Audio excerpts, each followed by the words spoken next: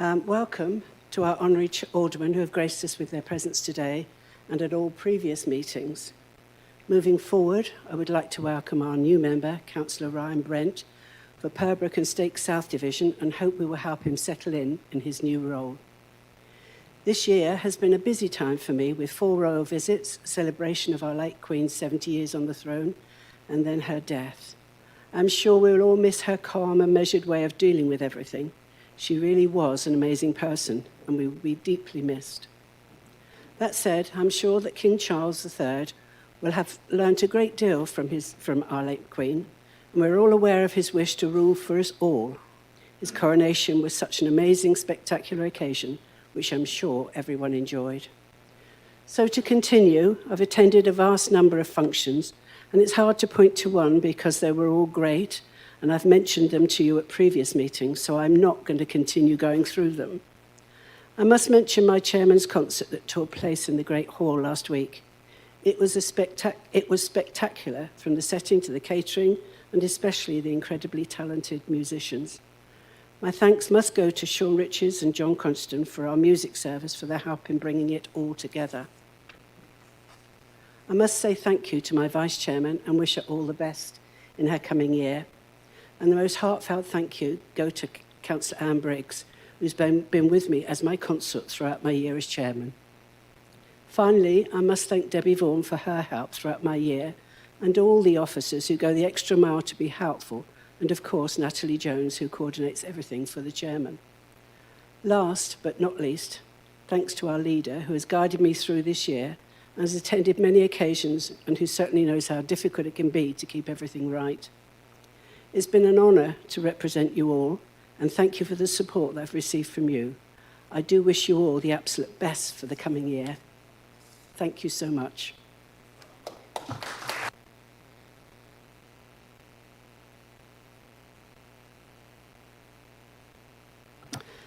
Now we go to apologies for absence. Debbie, can we please have the apologies? Thank you, Chairman.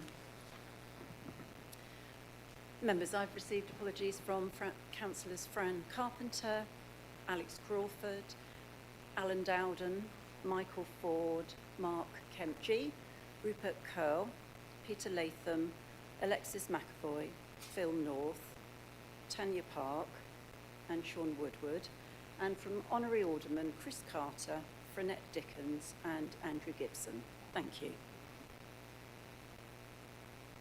Thank you, Debbie.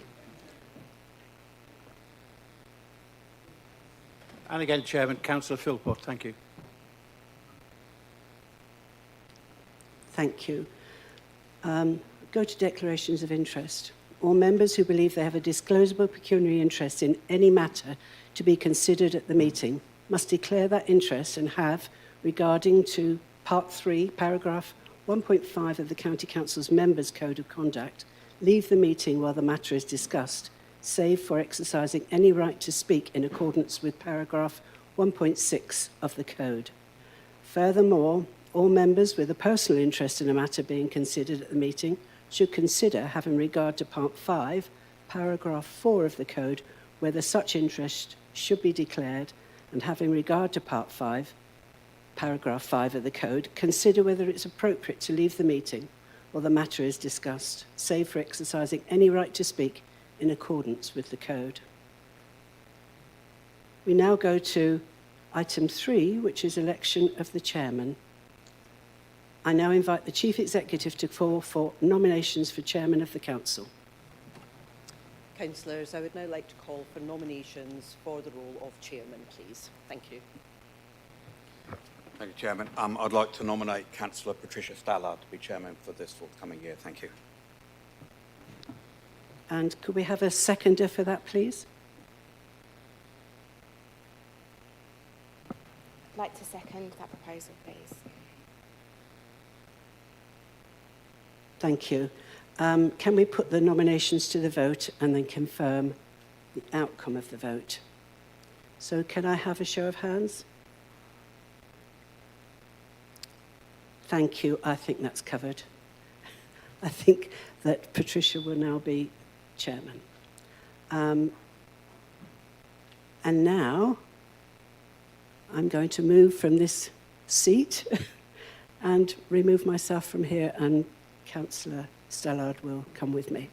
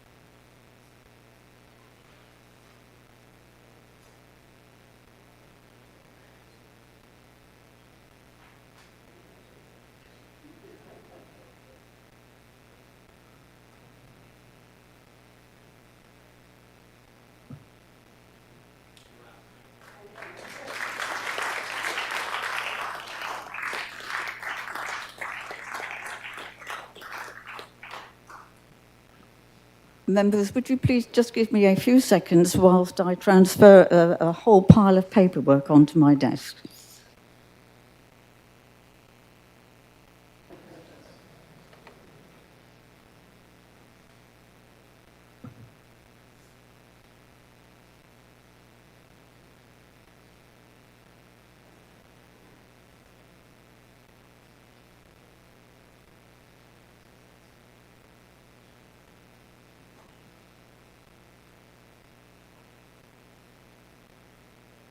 Thank you for being tolerant, members. I'm now on item 4 of the agenda, which is the appointment of the Vice Chairman.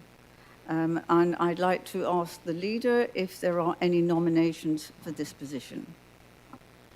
Thank you, Chairman, and also congratulations on being appointed to be Chairman. I'd like to nominate Councillor Keith Manns to be Vice Chairman for this year. Thank you. Thank you very much. And are there any nominations for the seconder? Thank you, Chairman, and congratulations, but I'm happy to second that proposal. Thank you very much, Councillor Chad.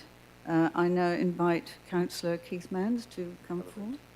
Oh, yes, Chairman? I beg your pardon. We must have a vote. We must have a vote. Chairman, on a point of order, should we not be asking if there are any other nominations? This happened with the chairman as well. I know this is one-party state here. I don't want to be grumpy. I don't want to be grumpy on your first morning as chairman. But the convention is to at least ask if there are other nominations. There aren't from this side because we realise it's pointless, because the administration believes that the chairman should always be from the ruling group, which is not the tradition in most councils in this country. But for the record, it would be nice to be polite and ask.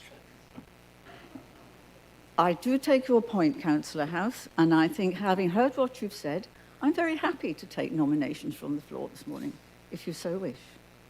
Are there any further nominations?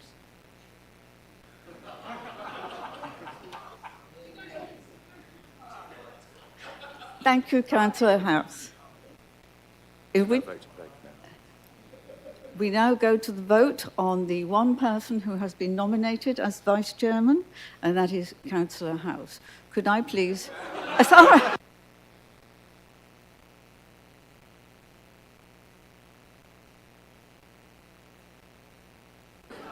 Councillor House, you had your opportunity and you refused. You had your chance. Councillor Manns, would you step forward, please? The vote was carried. The vote was carried. You did. We haven't had the vote, so just having the vote. Right. Right. We will go back one step. We will confirm that Councillor House is not the nominee. Right. We will now have a vote on the one nomination, which is indeed Councillor Manns. Could I please have a show of hands? Quite unanimous, apart from a few abstentions. Thank you very much. Councillor Manns, I invite you to step forward.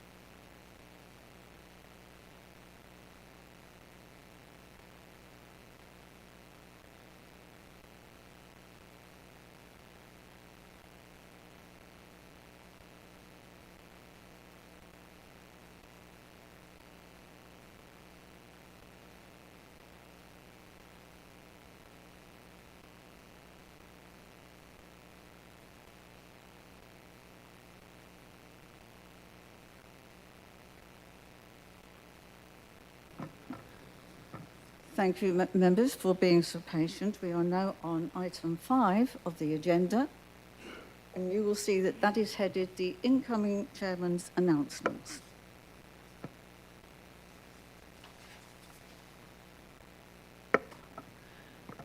Members, honorary aldermen, ladies and gentlemen, may I first thank you for voting for me to be the chairman of Hampshire County Council. I regard this as a great honour and give you my undertaking that I will endeavour in every sense to uphold the good name of this council. And I thank you all for your good wishes and your support. I should also like to take this opportunity to congratulate and thank Councillor Marge Harvey for her outstanding service as chairman over the past year. Marge, it was a pleasure to have had the opportunity to support you as vice chairman, although you didn't need much supporting, as you carried out your duties tirelessly and despite some personal challenges, which I know that you and your family face. Your dedication to duty was faultless. My thanks must also go to Councillor Humby and Councillor Chad, who sponsored and seconded me for the appointment as chairman. And I believe at this point in the proceedings, it is customary for the incoming chairman to give a few insights into their background and their aspirations for the coming year. I have always been an active member of the community, being chairman of my local community association, governor at the local primary school, vice president of a professional men and women's business club, and parish councillor. I entered politics in 2002, 21 years ago, following a full-time professional career in education. I started as a teacher in a local secondary school in Waterlooville, as it happens, and went on to teach in further and higher education. My last appointment being at Portsmouth University, where I became responsible for a teacher training programme, and this covered the whole of the southern region. Later, I took on responsibility for a master's postgraduate programme and had the pleasure and challenge of teaching international and home students to become head teachers, supervising their research, etc. I also became an external examiner for Greenwich University. I was elected to Winchester City Council in 2002, where I became cabinet member for culture, heritage and sport. I held this responsibility for many years, during which time I became the Historic Environment Champion and a member of the Southern Arts Council. When elected to Hampshire County Council in 2012, I was appointed onto 3 select committees and later held the position as chairman of what was then known as HASC, the Health and Adult Social Care Select Committee. This was soon followed by an invitation to become a member of the Cabinet, with responsibility for health and public health, and this was later changed to become public health. After several years enjoying working alongside our excellent health professionals, I was invited to become the Cabinet member for Children's Services, and this was another challenge which I thoroughly enjoyed. Throughout my 11 years at the County Council, I have been a member of many committees and the council representative on many external organisations, all far too many to list today.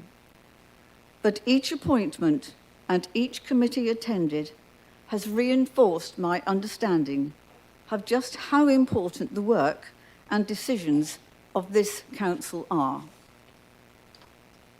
Equally important is the lead and support which the chairman can give. And in this respect, I am pleased to announce that my theme for the current year will be Hampshire Heritage. Of course, we must conserve and interact with our existing heritage, the historic buildings, the treasured artifacts, and our diversified cultural communities, etc. And we must ensure that they continue to play an important part in the life of this great county and its people. But heritage is not just about looking back. It is very much about looking forward to the future. The plans and decisions we make today set down the parameters and quality of heritage for our children and our children's children. That surely, members, is a great responsibility. Consequently, I will be liaising very closely with those who were involved in the 2050 project, both members and partner organisations, together with members of the community, to ensure that future generations can continue to enjoy Hampshire as a great place to live, work and play.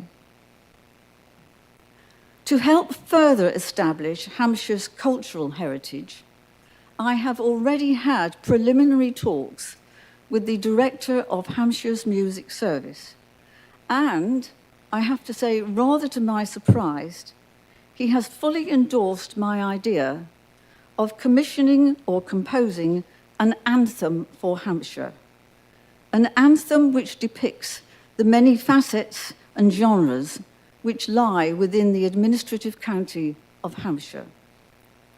I am hoping that this will be a lasting legacy for Hampshire, a part of our heritage. It only remains for me to reiterate my sincere thanks for your support today and in the future. So I now turn to further announcements. Firstly, it is with great sadness that I record that former County Councillor Eric Neal has passed away. Eric represented the Aldershot East Division from 2005 to 2013. Members, at this point, I shall pause for a few moments in case anyone wishes to say anything in honour of Eric.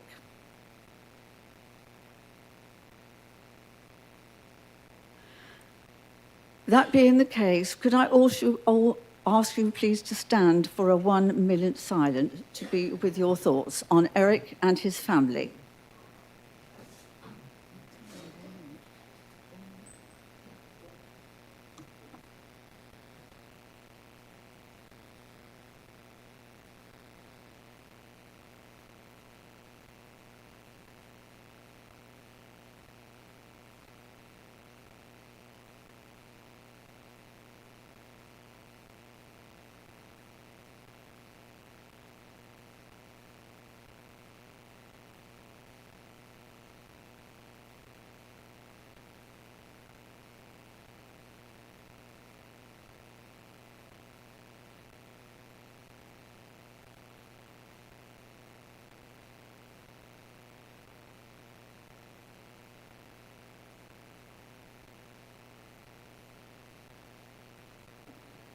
Thank you, members.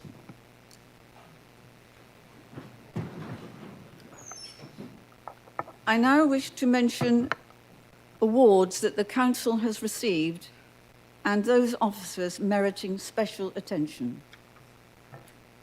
From Corporate Services, Adrian Keeble, Information Analyst in Children's Services, is a reservist who was mobilised with the Army for 18 months during the COVID pandemic. During this time, he was working mainly from the Defence Academy in Swindon, operating a military quarantine facility. He has been awarded a commendation by the Commander of UK's Strategic Command and was duly named in the honours list that are announced on the 1st of January for his achievements during that period. So congratulations to Adrian.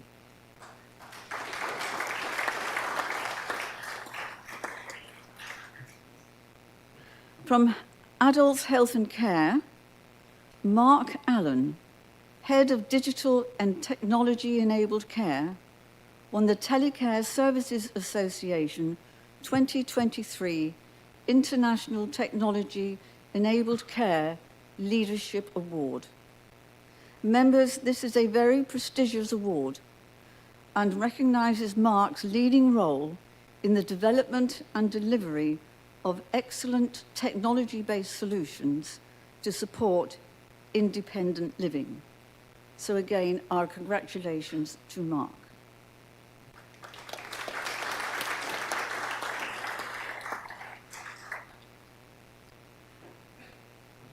Weeks of preparations took place in readiness for the coronation of King Charles III across all Hampshire County Council care services, including residential and nursing homes and day opportunity services for younger and older adults. Balloons were inflated, bunting hung, and food, cake and costumes were prepared. All of Hampshire County Council care services came together for the big lunch on the 5th of May, as well as numerous other events and parties over the bank holiday weekend, bringing together residents and service users, families and communities, all supported by the amazing Hampshire County Council care staff.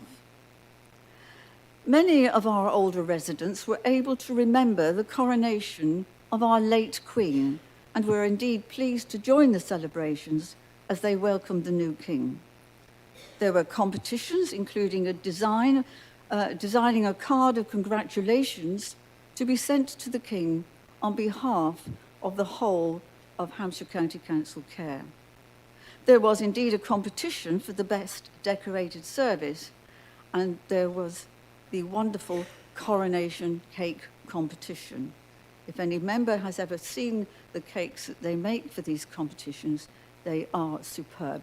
They are far too nice to cut into and start eating.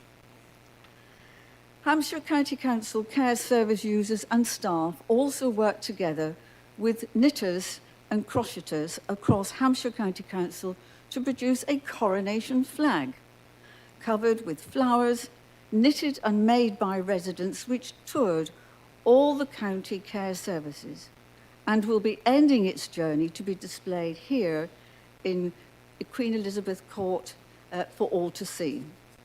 I think, members, that you will agree, all in all, a weekend to remember and celebrations to remember. I think you would all agree it was a splendid weekend for everyone. Thank you. Right.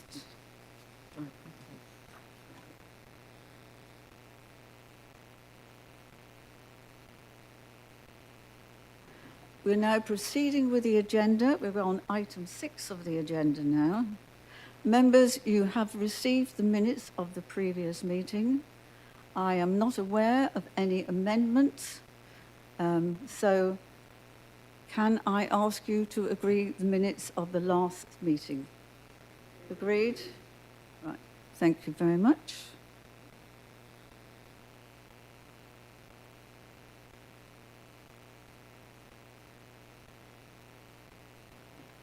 Item 7 on the agenda is a deputation.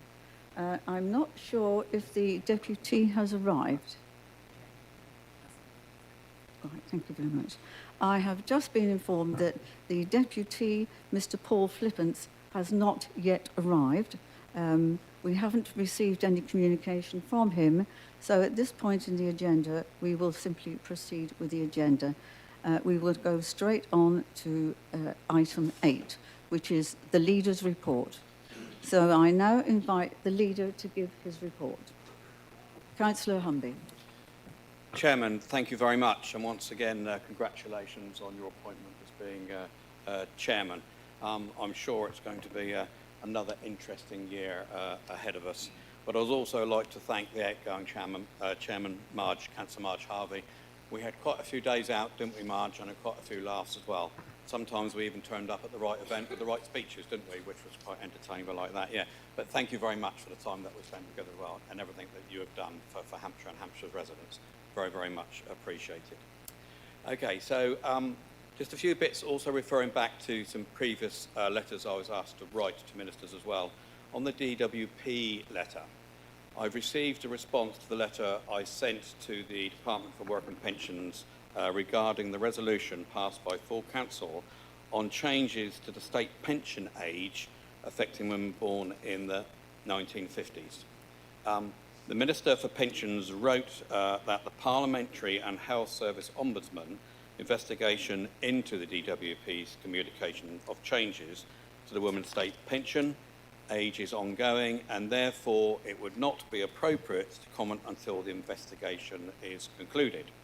So I have thanked the Minister for her response, and I shall await the outcome of that investigation before taking a decision on the next steps, which clearly we would discuss with members as well.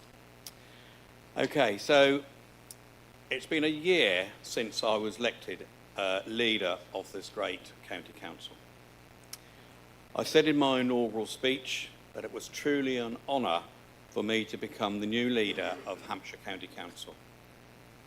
1 year on, I still feel that strong sense of honour, pride and determination to serve Hampshire's wonderfully diverse communities and places and further enhance the county's position as a great place to live, work, play and visit, which has become, I think, a bit of a tagline for all of us and about what it means, and all the services that we deliver as well. You can all relate to that. And interestingly, I sort of added the to visit as well on that as well now. My first year as leader has been a very busy one. I've been out and about as often as possible to speak to residents, businesses, partners and Hampshire's MPs. I've also been getting to grips with our role and responsibility as the County Council to join the dots and to help bring people together. Partners such as our districts and borough councils, universities, the NHS and businesses, to tackle the shared priorities like economic regeneration and improving the health and well-being. We've also been heavily engaged this year in discussions around the county deal. So since becoming leader, a key area of focus for me has been the county devolution, which represents a significant opportunity to bring more funding and decision-making powers over transport, adult skills and regeneration, and net zero closer to residents, communities and businesses in the Pan Hampshire region. In the autumn, I formally submitted the Pan Hampshire County Deal prospectus to government to be considered for inclusion in the next wave of negotiations. In recent months, I had the positive engagement with the Levelling Up Minister, who expressed an interest in meeting the Pan Hampshire's upper tier leaders to discuss county devolution following May's local elections.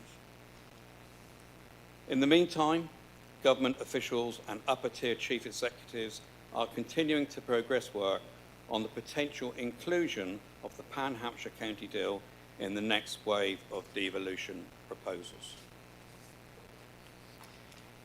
In the last year, I've also taken a keen interest in the Homes for Ukraine scheme, where our Children's Services Directorate has done a fantastic job to implement in Hampshire's alongside district and borough councils and our community partners.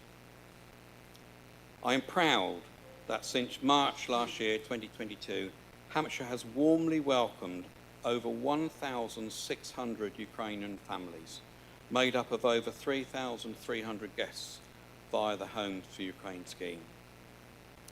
I'm very grateful to the 2,100 residents across Hampshire who have generously opened their homes to host families fleeing that terrible conflict in Ukraine.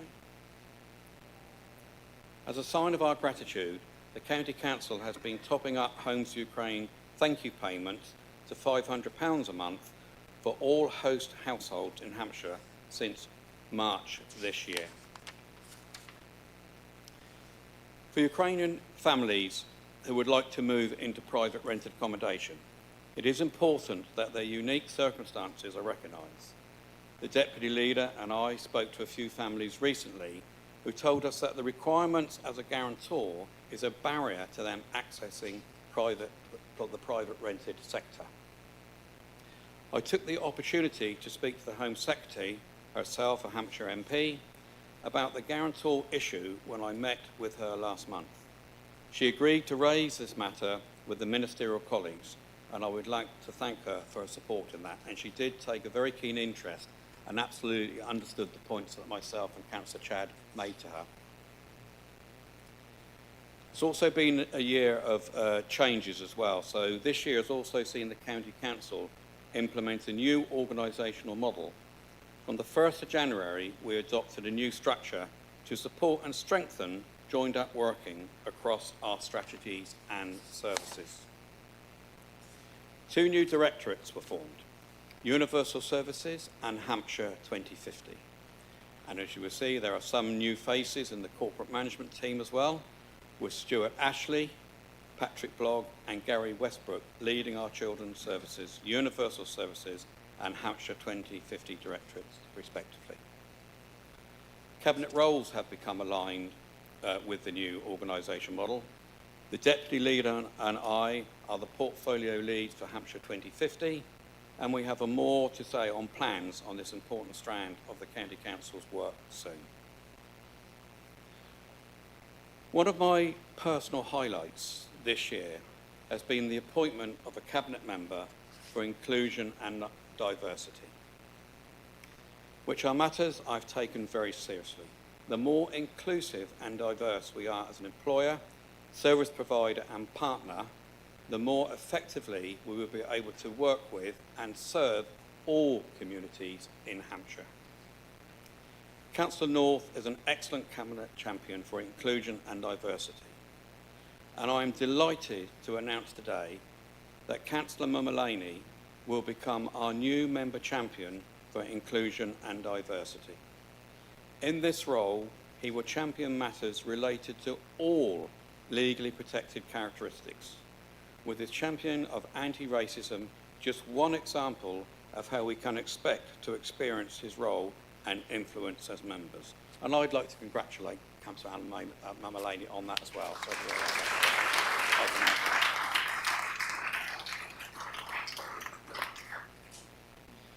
Ultimately, he will support Councillor North to ensure we, as members, all play a role in helping to deliver the County Council's inclusion strategy. Even with some organisational changes this year, Hampshire County Council continues to be a well-run and consistently high-performing local authority, which I am proud to lead. To give a recent example, I was delighted with the very positive feedback that Children's Services received from Ofsted following a focused visit by inspectors earlier this year to look at our arrangements for children in care. I do recommend reading that Ofsted feedback in full because the comments are fantastic and give well-deserved recognition to the dedication and professionalism of frontline staff and officers in our outstanding Children's Services Directorate. I would like to take this opportunity to thank all County Council staff across the organisation for their continued excellent work serving Hampshire's residents.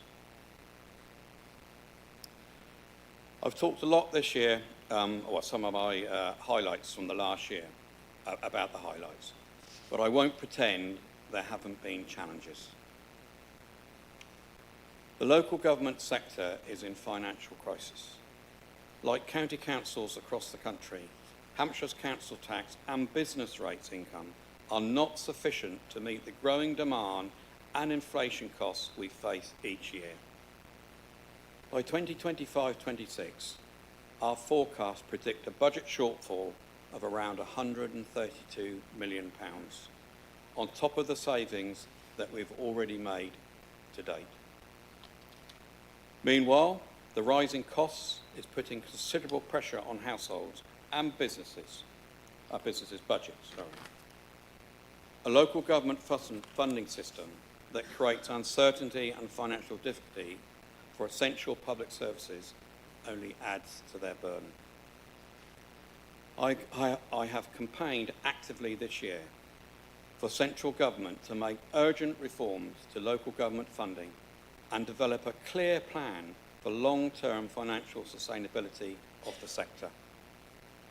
Media attention focused on the letter that the leader of Kent County Council and I wrote to the Prime Minister, Chancellor of the Exchequer and the Levelling Up Secretary in November, which highlighted the immense challenges that Hampshire, Kent and other county councils are facing to close their budget gaps. I arranged a meeting with the local government minister and the leader of Kent County Council in Winchester in March, which I'm pleased to say was a very constructive and positive discussion. The minister listened to our case for urgent funding reform and asked questions about service delivery on the ground. He took our message back to Whitehall for consideration as part of planning for the next spending review. And I'll add there, he was genuinely very interested, and we said it how it was and the impact, what it's like on the coalface and on the ground. And we made that very clear. And he did actually thank me for being that honest and open and about how we approached that and how he said literally what it was like. I was also pleased that an additional £6 million from the National Pothole Fund was allocated in Hampshire last month's spring budget, following an extremely challenging winter that saw a large increase in potholes across the county. This extra funding will help our highways teams repair more roads defects and keep the network in a safe condition. And I'd just like to say at that point to say a big thank you to Councillor Nick Adams, who's had a very challenging time, who's gone out to meet as many people as possible and I think kept everybody engaged, but also to Patrick Blogg and to Tim as well in the Highways Department for the work that they have done as well. And I'd like Councillor Nick Adams-Kim to take that back to the team as well and thank them through their respective teams as well. And this is hot off the press. I was delighted to hear that the Roads Minister, speaking in the Commons Chamber yesterday, confirmed that Hampshire is to receive £3.6 million to support local bus services. This will go a long way to enabling us working together with the bus operators in Hampshire to implement Hampshire's bus service improvement plan, in which we have planned a range of improvements to make travelling by bus a more attractive means of travel and encourage even more residents to use buses for work, shopping and leisure. Among the planned improvements are the bus priority measures, fares and ticketing initiatives, and accessibility improvements. Although we were disappointed in not receiving funding in the previous National Funding Award, we pressed on with the development work to make sure we would be in a position to move forward swiftly with our plan when the funding became available. So I'm really pleased we were able to do that now, and really important that we did press on regardless, and we're still able to implement that once funding became available. Although now we've had some good news with one-off grants recently, the extent of our budget pressures means we will soon be undertaking a public consultation looking at options for detailed saving proposals to attempt to close the predicted budget gap.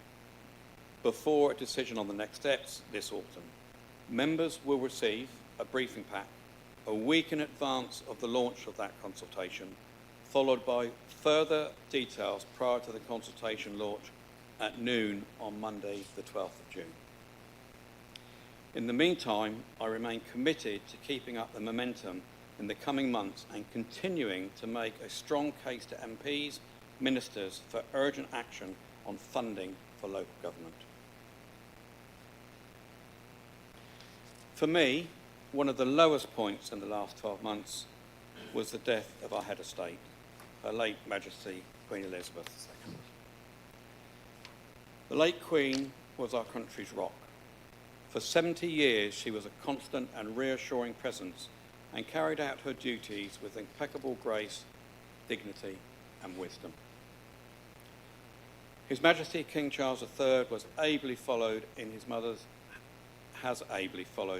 footsteps, and I was delighted to see the rich variety of celebrations and community events in Hampshire to mark the coronation earlier this month. From big lunch street parties and country park picnics to the big help out volunteering. It was wonderful to see families and friends and neighbours coming together to celebrate such a special historic occasion. I had the privilege of planting a tree in the chapel garden at Royal Victoria Country Park to commemorate the coronation and honour His Majesty's lifelong interest in protecting the natural environment. I wish His Majesty the King and Her Majesty Queen Camilla the very best for a long, healthy and successful reign. I'd like to conclude my report by congratulating the Hampshire County Youth Band on celebrating its 60th anniversary last month. Along with the outgoing chairman and the deputy leader, I attended one of the band's special 60th anniversary shows. The performance literally was fantastic, as always, and I would like to congratulate all members of the Hampshire County Youth Band, past and present, for their part in making the group such a success, and it really was a fantastic evening. I also spent an enjoyable evening recently at a performance of the Hampshire County Youth Orchestra, who were joined by the County Youth String Orchestra and the Wessex Dance Academy. It is truly heartwarming to see that so many talented young people thriving and developing their gifts in Hampshire. They have a bright future, and with them, so does our county. And they are our future, so it was really tremendous to see that. Chairman, that's the end of my sort of official report, but I would just like to mention one thing. That the deputy leader, recently some of you will have seen, made a parachute jump in the aid of charity. So I'd like to congratulate her on that. She raised over £1,000. But I understand that the plane was absolutely packed for people waiting to push her out, to show her the exit out of there. And I am understood that the Red Devil that she jumped with has considerably increased his vocabulary. since that event on the day. And there was actually a report of a noise pollution event over that airfield at the time as well. But really, congratulations, Councillor Chad and Ross, for doing that. Madam Chairman, that finishes my report. Thank you. Thank you, Leader, for your very detailed and interesting report. It is noted. I should also like to mention that in a Facebook comment, the Deputy Leader said there's no way that she would ever do that jump ever again. I think she was immensely brave, far more courage than me. Right, we now proceed with the questions, which is item 9. Can I please remind members that we have a maximum period of 30 minutes for questions, including any supplementaries. This morning we have 4 questions and a further second and a further third question if time permits. So the first question this morning is from Councillor Praed-Baines. Councillor Baines, would you please put your question to the Executive Member for Education? Thank you, Madam Chairman, and I'd like to take this opportunity to also congratulate you and Councillor Mounds on your appointments and thank Councillor Harvey for her service over the past year.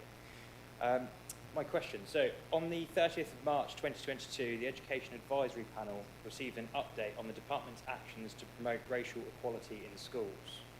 This presentation referenced the findings of Maria Miller's BAME inquiry.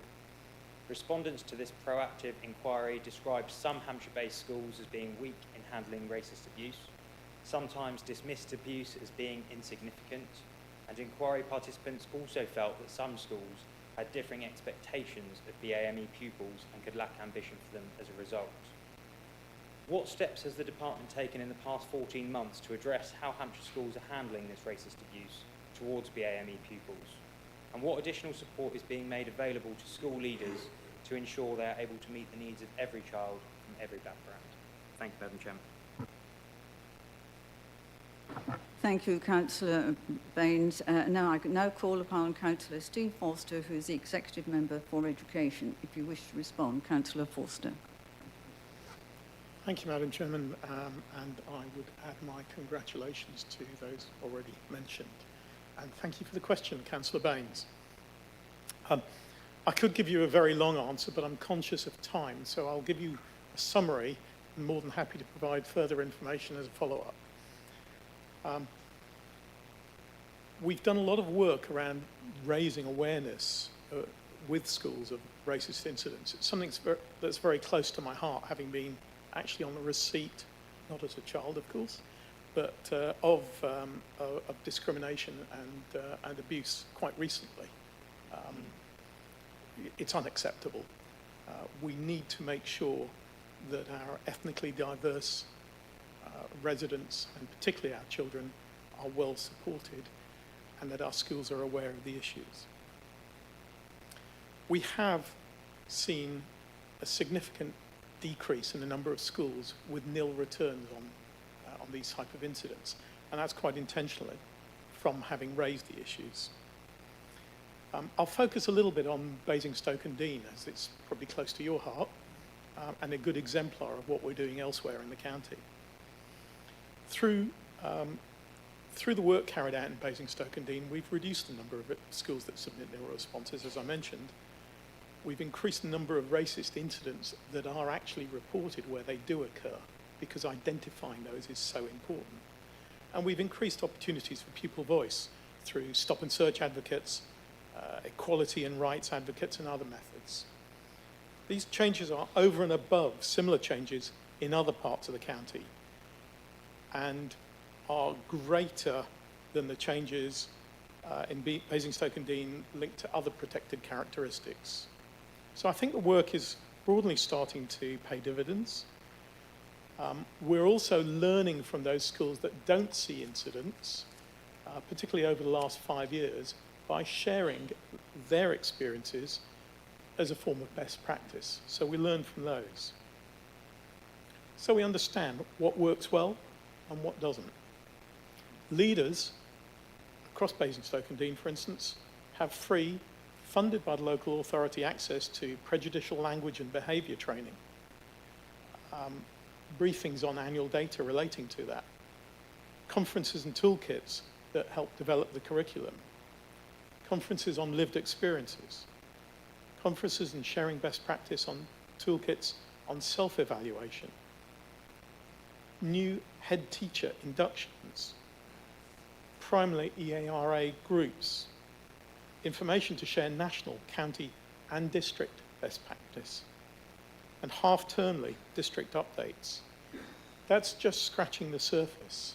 There's an awful lot more, and I'm more than happy for that to be raised in the EAPs or subsequently, and it's something that I think Councillor Humby mentioned earlier on in terms of having Councillor Mummolani as the new champion for this area.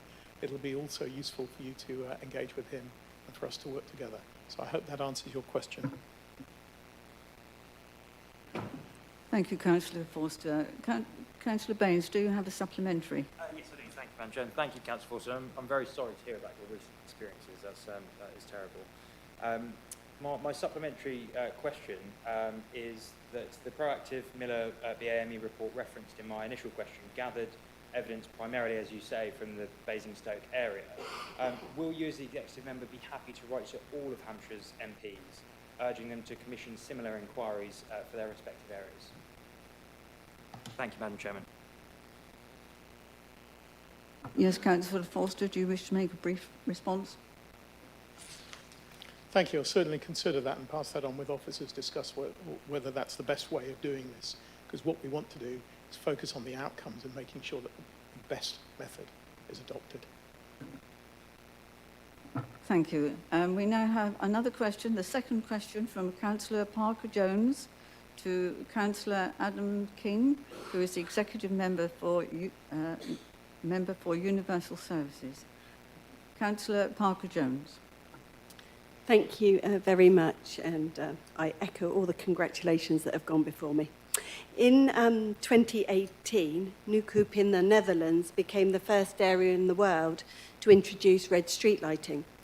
In a paper published by the Royal Society, Spolstra and al. In 2017 reported that the response to bats to lights with different spectra light shy and agile bat presence is affected by white and green light, but not red light. The scientists had discovered that white street lighting had been negatively affecting bats, which are an important part of biodiversity, including as a pollinator. I'll not go into the full details here, but you are, of course, welcome to read the article. And I give you a small apology. I put in a footnote which linked to the actual article, but that seems to not be in the actual paper. So I'm sorry, but I can forward it. This small change has significantly improved the prospects for bats and has not adversely impacted upon people using the light to walk home nor to drive by. Since its introduction, the Netherlands and other areas have adopted the policy, most recently in Worcestershire County Council, which rolled out red streets over the last few years. Will Hampshire County Council adopt such a policy and help our bats and nocturnal wildlife? Thank you. Thank you very much for your question, Councillor Parker-Jones. Councillor Adams-King, would you wish to reply? Thank you, Madam Chairman. Congratulations to all, as everyone's been saying. Congratulations also to Councillor Parker-Jones on the Dutch pronunciation. The provision of lighting in sensitive ecological areas is a subject already incorporated into the County Council's street lighting maintenance management plan. This includes, amongst other things, the installation of variable colour temperature lanterns in areas where bat feeding has been identified.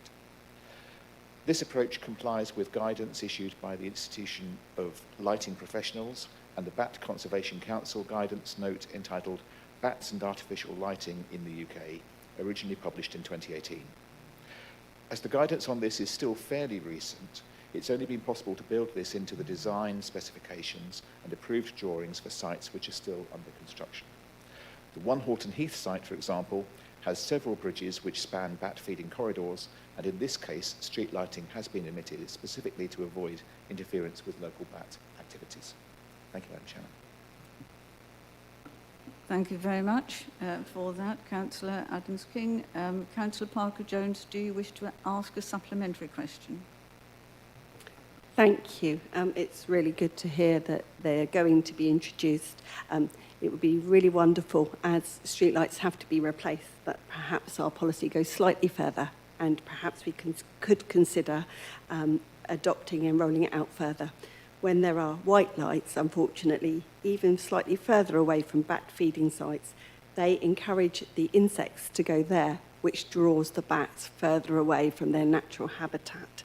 So I would like to just urge, rather than perhaps an additional question, please consider rolling out red lights further. Thank you. Thank you for your comment, but I must remind members that this is an item for questions, so we should always phrase it in the form of a question. Did you wish to make any further response? I'll just make very quickly, very happy to look at that.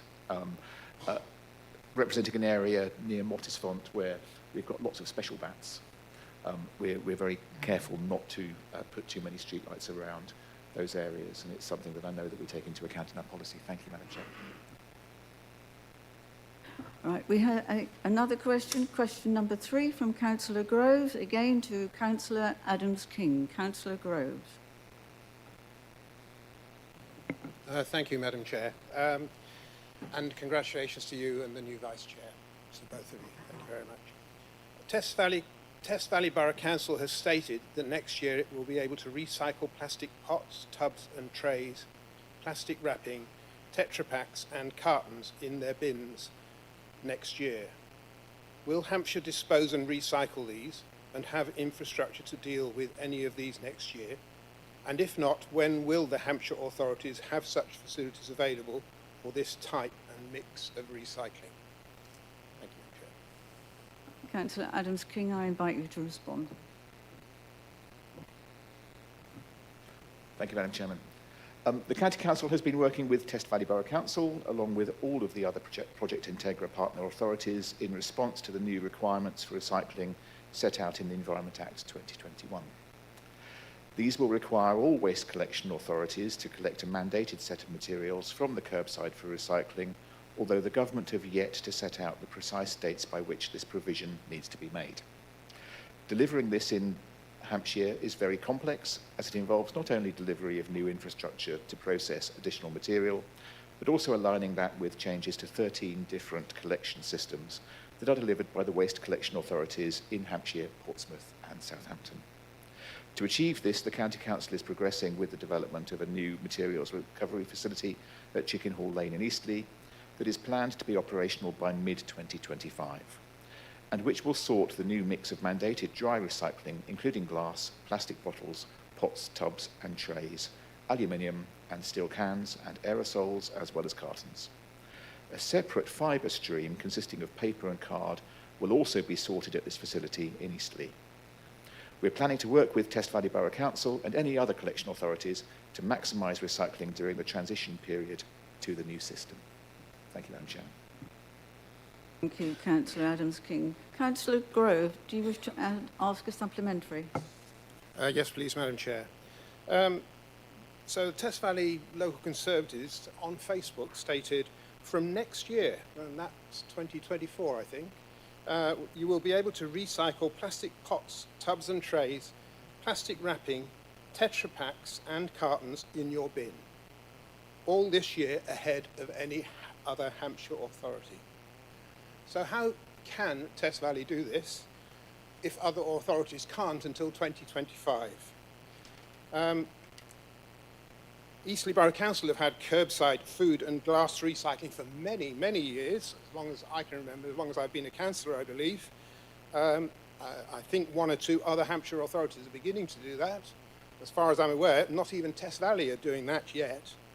And if Test Valley have got this facility available next year, why would that facility not be available for the rest of Hampshire, such as Eastleigh Borough and all the other districts within Hampshire? Thank you, Chair. Okay, thank you. Councillor Adams-King, a brief response, please. Thank you, Madam Chair. Councillor Groves, I declare an interest as having been the Cabinet member in Test Valley that's introduced this. I would suggest it might be worth you also asking your Lib Dem Test Valley colleague sitting in front of you, because equally the Lib Dems in their election material were promising the same thing as well. The process through which they proposed to do it was to take the material outside of Hampshire. Test Valley have been in negotiation for some time with Hampshire to find ways by which we can find capacity to do this. And one of the benefits that Test Valley has is that there is a discrete collection site for our recyclables in Andover for the northern part of the borough. So it's a conversation that's ongoing. We have alternative routes to manage the material if we need to away from the Hampshire system, but I'm sure that the thoughts that the Lib Dems had in Test Valley, in the way in which they were proposing to equally introduce the system next year, would be not that much different to ours if we're unable to route everything through Hampshire.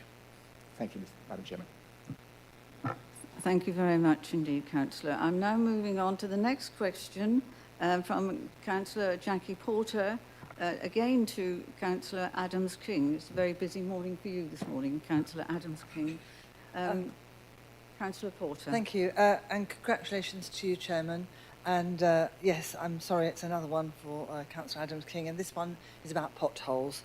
How many motorists and cyclists have made claims, whether unsuccessfully or successfully, for damaged vehicles and accidents due to potholes in the first 3 months of 2023? Thank you, Councillor Porter. Councillor Adams-King. I apologise, everyone, for the boredom of having me answer another question. The County Council, Councillor Porter, thank you for your question, as always. The County Council received 1,175 claims relating to pothole damage between the 1st of January 2023 and the 31st of March. The majority of these claims will not yet have had a decision made on liability, and most will still be with the Highways team for processing. It is important to note that claimants have 6 years to submit a claim, and as such, the claims received so far for this period may not reflect the final total that we receive. Thank you, Madam Chairman. Thank you, Councillor Adams-King. Councillor Porter, do you wish to raise a supplementary? Yes, please. And I appreciate that Councillor Adams-King might not be able to answer this today, but in the whole of 2023, it would be interesting to hear whether that is a usual quarterly figure or whether how it varies throughout the year. And I wonder if he could provide me with that. And also, what's the average claim that's made, please? Thank you for your supplementary, Councillor Porter. Councillor Adams-King, do you wish to respond?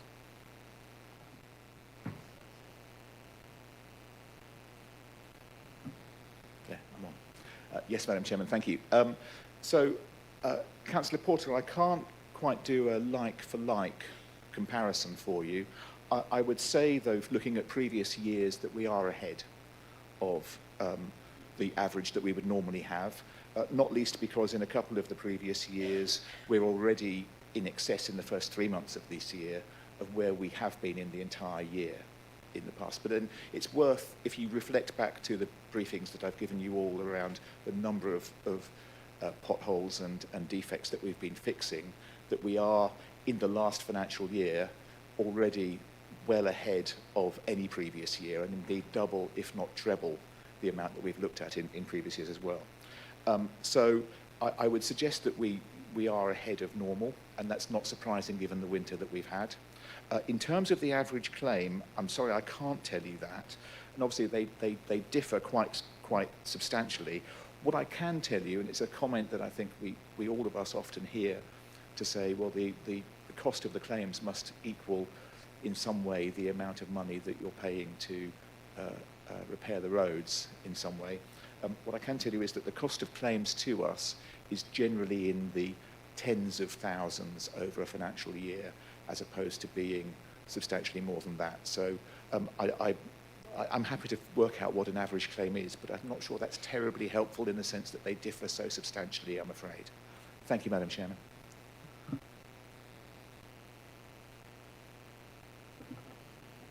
That's it? Yes? Yeah. That's it now. Right. Our last question this morning is from sorry. Councillor Porter, again to... Yes. Adams-King. It's not just a personal conversation with Councillor Adams-King, I assure you. This is a question that's genuine, and it's actually placed to me by a member of the public.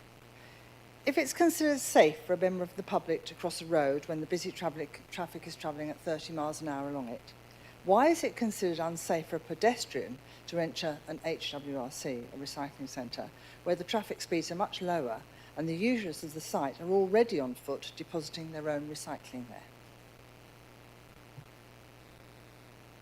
Thank you, Councillor Porter. Madam Chairman, thank you, Councillor Porter, for your question again. Madam Chairman, I'm sorry that you have to interrupt our intimate conversation, as we normally have, Councillor Porter and I. The purpose of household waste recycling, not that intimate, the purpose of household waste recycling centres is to allow residents the opportunity to deposit their bulky waste and recycling. So I'm trying to hold it together. If there are smaller amounts, residents should be using their curbside collection bins. The HWRCs in Hampshire do not have dedicated pedestrian access, which would necessitate customers on foot having to enter and exit through the main vehicle entrance, and this practice has never been encouraged for that reason. There is a clear safety risk associated with pedestrians who may be preoccupied carrying a bulky item, walking amongst traffic, entering and exiting the site. It also prevents unscrupulous customers parking outside and walking in waste in order to evade the booking system and/or trade waste controls. It is important to note that within every HWRC, clearly defined pedestrian walkways and crossing points are delineated to allow customers to safely reach the bins they require, but this would not be possible within the confines of the site entrance and exits. I'd also reiterate that demand for pedestrian access at the majority of sites remains non-existent at all but a few locations. And I think that probably reflects the fact that most of our HWRCs are not necessarily in urban or suburban areas. Just from a personal reflection, I would say that the difference between a road where people are travelling at 30 miles an hour and the HWRCs is that you have people manoeuvring their cars in different ways, reversing and so on. It's very difficult to, and we have set pedestrian areas designated once people have reversed in, and therefore finding room to have people wandering around the area where people would be moving their cars is a tricky safety issue, I think, for all of us. Thank you, Madam Chairman. Thank you for that explanation, Councillor Adams-King. Councillor Porter, do you wish to raise a supplementary? Yes, I do, actually, please. Would the executive member consider reinstating the potential for pedestrian access by booking at any time of day or week? The number of people in my division who are within 2 minutes walk of a recycling centre is huge, but they can't necessarily make it between 9 and 10 on a Tuesday and a Thursday, Tuesday and a Saturday. And it means that they actually are making a booking and putting things in their car to take it round to something that's less than a minute's walk away. So my sheer question is, would you consider doing it as a special case for one particular site? There appears to be so many gaps in the day, it's not used very well by other people as well. I just wanted to make sure that we give every possible opportunity for people to recycle locally. Thank you, Councillor Porter. Councillor Adams-King, a fairly swift response, please. Very swift, Madam Chairman. We are in the process of looking at the entire system of how we book and how we manage them. Very happy to look at it on that basis, and we'll see how that works. But I think what we'll be looking at as well is the kind of demand, and so any kind of figures you've got around the number of people contacting you around that basis, then do please let us know so we can feed that into the process. Thank you, Madam Chairman. Thank you, Councillor Adams-King. And the reason I asked you to be especially swift is because the time is marching on, and it looks as though we will just make a final question in from Councillor Jackie Porter. Councillor Porter. Thank you. I'm not sure if this is the right, being directed to the right executive member, to be honest. How many children and young people are going to be paying 27% more for their school transport from September 2023? This is relating to school transport for the over 16s. Is that Councillor Adams-King or is it Councillor Heron? Councillor Heron, thank you. Madam Chairman, first of all, congratulations on your appointment and to Keith on his appointment as Vice Chairman. Councillor Porter, thank you for the question, and I say thank you for attending my decision day where I think we had a useful discussion on this. Over 14,000 children receive school transport assistance each year. An annual cost to the County Council of £44 million, and 13,900 are not required to make any contribution to the cost of their school transport. Of those accessing post-16 transport, approximately 25% have historically been asked to make a contribution to the cost. Projecting this forward, we would anticipate about 160 to 170 will be asked to contribute to the cost of post-16 transport. 490 are likely to have to make any contribution due to meeting the criteria for full funding support. Hope that up to a question, Councillor Porter. Thank you very much, Councillor Heron. Councillor Porter, do you wish to raise something? Yes, I do. Thank you. Will the council commit to advertising the ways in which children and their families can appeal for free transport to all schools as well as the special schools in good time? Councillor Heron. Of course, we're more than happy to promote through ways and would encourage all members to do so. And can I just add with that and use this useful opportunity that Councillor Porter has given me to say, I did highlight during my decision today that please, if any parents are experiencing any difficulties with this, please do contact the council, because I want to be clear here, the criteria where we can provide full support is around those who are in receipt of certain means-tested benefits, anyone who is in receipt of free school meals, but also there is discretion in there for officers in acceptable circumstances. So please, if you are experiencing particular hardship, please could they contact the council. Thank you, Councillor Porter. Thank you. Thank you very much, Councillor Heron. Members, you will notice that we did manage just to keep within the time frame of 30 minutes, so well done to everyone concerned. But just a very gentle reminder, when you do submit a question, please remember you are submitting a question, not a dissertation. Thank you. We are now proceeding to part one, which item 10 on the agenda, which are matters for decision. Item 10 on constitutional changes. You will find that on pages 17 to 42 in your pack or on your screen. And I'm now going to invite the leader to present the report. Thank you, Leader.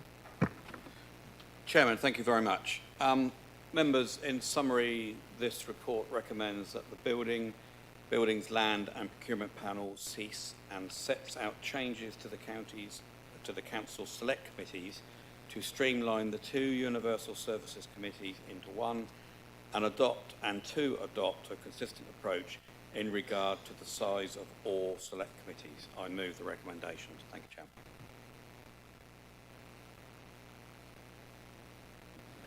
Thank you very much, Leader. You've heard the Leader introduce the report. It is now an opportunity to indicate if you wish to raise a question.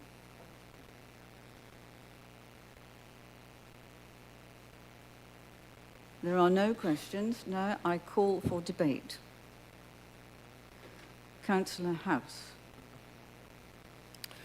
Thank you very much, Madam Chairman. I think when I pay tribute to Rob to start with, worryingly, because Rob did approach me with Rob.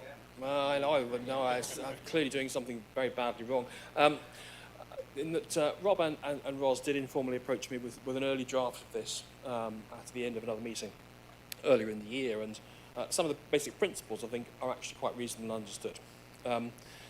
BLAP was a really useful committee some years ago because it had real scrutiny powers. It spent a lot of time with often well-considered debate and discussion involving quite a range of members, bringing in lots of skills from lots of members around things like the trading companies in County Council, some of the design issues around buildings, and particularly around climate change and embedded carbon in our buildings. Gradually, BLAP was dumbed down by things being removed from it and given directly to executive members. And that meant the value of it gradually decreased. So it's perfectly reasonable in the circumstances to delete it. But that opens up the bigger question about what we're trying to achieve from scrutiny. Scrutiny is a really powerful tool if it's used well. Sometimes it is, sometimes it isn't.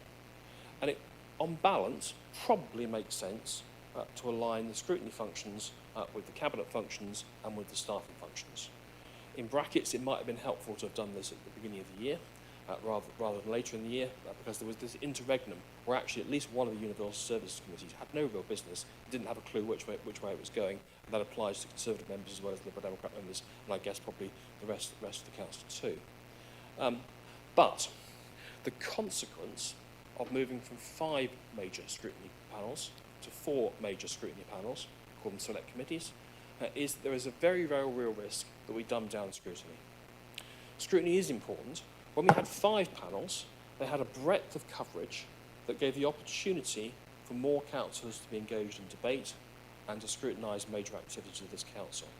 By moving to 4, and by clearly limiting the number of meetings and the amount of time that can be spent on select committees, there is a real risk that we actually squeeze out quite a lot of important debate and discussion. And that's important, given one of our biggest pressures is making sure we do things better. And that's what scrutiny is really about.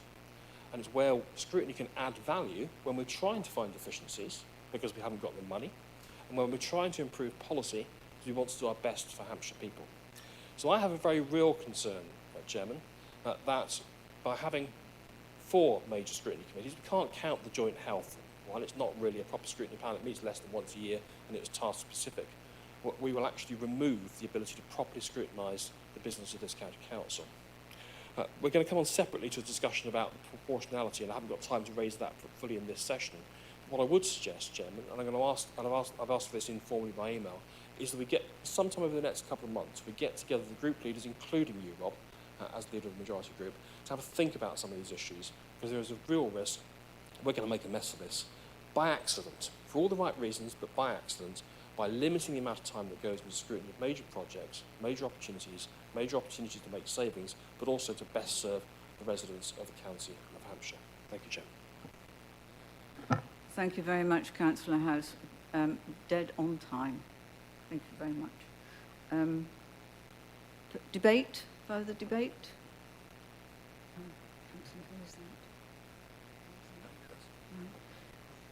Councillor Pankhurst. Thank you, Madam Chairman, and congratulations on your appointment. I actually would agree with Councillor House, because what we need to remember is that these panels are a way that the public can scrutiny as well. I am a firm believer in democracy, and we need to make sure that we give us democracy and also the public to see democracy. Thank you.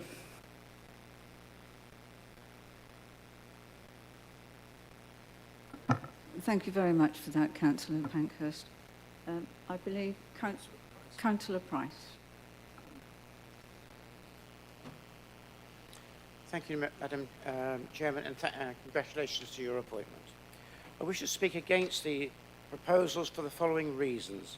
No member of the public will understand what committees do with their current titles. This is taking more power away from members to get fully involved with all the subject matters of the County Council, as the new committees will have so many items to cover. Members of all parties are elected equally by the public to represent them on the county. This is a continuation of taking power away from the elected members. We should keep the committee structure that has served us well over the years. As non-executive members, we are directed not to contact members of the staff other than the Department Director's Office. When a resident contacts us, it's often because they cannot get an answer out of the county. Therefore, we need to talk to the relevant officer directly to resolve the issue. The family tree for each department has been removed from the members' portal recently. We have to use the same process to report issues as the public. This is very wrong. we should be able to speak to officers and therefore be able to sort out the problem. All of this is to take over by officers. We are properly elected members and should stand up against this. Hampshire is fast becoming officer-led and not member-led as it should be. What is going on is so undemocratic, it's about time every member from each group, all groups, take a stance and reject these changes so we can get back to all members being involved and able to serve their electorate without power being taken away from them.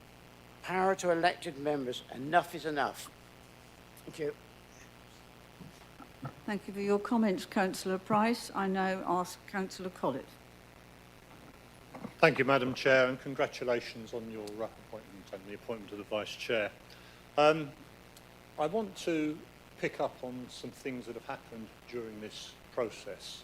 At one stage, the numbers being considered meant that not all 78 members of the County Council would be able to be on a scrutiny committee or cabinet. The numbers didn't add up to that. I think we're just about there now. But it seemed to me there was a fundamental principle here that could easily have been missed, could have been lost. And I asked myself, what is Hampshire County Council? Is it these buildings? Is it our officers? Is it the services? Is it us as councillors? And actually, it's 78 people elected to be the council for Hampshire County Council. We then employ our officers, we provide the buildings and so on through the decisions we make. And none of us get here on a whim.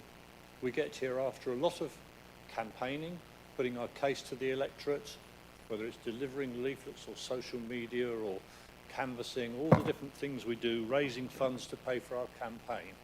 We get here because it matters. And if we get here and then find there isn't any seat at the table that has any meaning, to have any contribution to the decisions and processes for the County Council to make its policy, then there is something fundamentally wrong. It's a bit like the papal enclave in the Vatican, going in to select a new pope.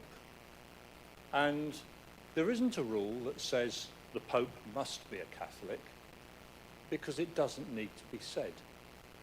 And the same applies to county councillors. You don't need a rule that says every county councillor should have the right to be at the table in some form or another, because it's obvious. But we're in very great danger that that could have been missed in this process that we're going through. I agree with Councillor House. What's happened to BLAP over the years means that it's logical to do what we're doing. I don't like it. I remember the days when it was called the Land Subcommittee and the days when we had committees. And it was a very powerful committee, and that process of gradually whittling down to the point where it's got hardly anything left to do has been very sad to watch, and certainly not in the interest of councillors being able to influence what's going on. Equally, I understand the rationalisation of our scrutiny committees down to 4 committees. But it's really important, particularly when we've gone from a situation where all county councillors were involved in decision-making to a cabinet system where only a select few are involved in decision-making and the rest of us are given scrutiny to kind of try and keep an eye on what's going on and influence things. Let's at least make sure we can all be involved in that scrutiny process. Thank you, Chair. Thank you very much, Councillor Collett. I now call upon Councillor Glenn. Thank you very much, Chairman, and may I now add my congratulations to your new position. Chairman, congratulations. I've been involved in scrutiny for most of my political life, actually, having actually even attended university courses on it. And it's a fascinating business, and it's one that should be treated with great respect.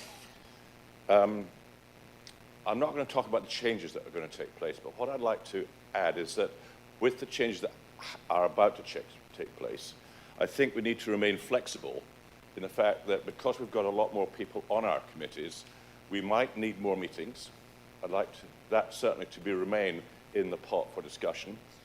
I also suggest that at the moment we all think the meetings take place between 10 o'clock and 12:30. It's not beyond the bounds of possibility they may have to return in the afternoon. And therefore councillors would be well advised not to book anything up in the afternoon so they can remain on post for the scrutiny meetings. I expect a lot more working groups to take place, and I expect a lot more working parties to take place, especially when you're dealing with complicated subjects which can't really be presented and debated within a space of an hour. If you're going to do the job properly, you really need to give yourself time. I know it takes place, but I expect to see more, reporting back to whatever scrutiny panel it's responsible for. So I think it's important that we remain flexible on how we run the reduced number of scrutiny committees. And whilst I'm up, I'd just like to ask Councillor Howes if he could kindly, because he's on the 2050 Corporate Services Policy Committee, to let me know who his permanent substitute is going to be. Thank you very much. Thank you, Councillor Glenn, for those comments. Councillor Adams-King. Madam Chairman, thank you. I'd just like to say a few words, if I may. The change in the committee process that we're undertaking here, I think, is a sensible one from my perspective. Having had a couple of ETE committees where we have felt our way about the new structure and the new arrangements, it's, from my perspective as an executive member, helpful to have one that is purely focused upon the Universal Services Department that Russell and I can, to which Russell and I can attend, and we can also focus. That said, I do completely accept and understand the comments that Councillor Glenn has made in the respect that it may well be necessary for us to meet more frequently, it may be necessary for us to have longer meetings, and I think the review into the 20-mile-an-hour speed limit is a good example of how those working parties can work really well cross-party. What I would say about the idea that everybody should be on a select committee is one that we come, all of us, with very many talents, very much experience, and all sorts of different things that we can contribute. And I know that not everybody necessarily finds that sitting on a select committee is the best way to do that. There are many other opportunities through which they can do so. And through boards, through various subcommittees, through panels, and the opportunity is there if you don't wish to sit on a select committee still to contribute. And that comes back to Councillor Price's viewpoint.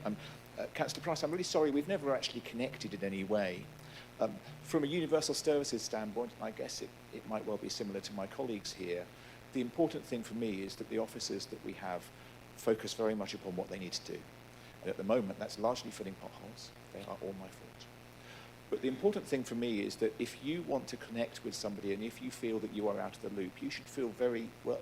You should be feel very much welcome to contact me, or contact and ask me to talk to you and to influence any kind of decisions or any issues in your area that way. So do please do that. I hope, regardless of your party, anybody that has been in touch with us over the last year has found that open door to be able to have those conversations. Can't always do everything that everyone wants, but that, I think, is by far the better way for us to work at the moment, because if all 78 of us are contacting the highways officers about particular issues, their ability to get on top of the problems that we really want them to work with and concentrate upon is, of course, compromised. Thank you, Madam Chair. Thank you, Councillor Adams-King. Are there any more members who wish to speak in debate?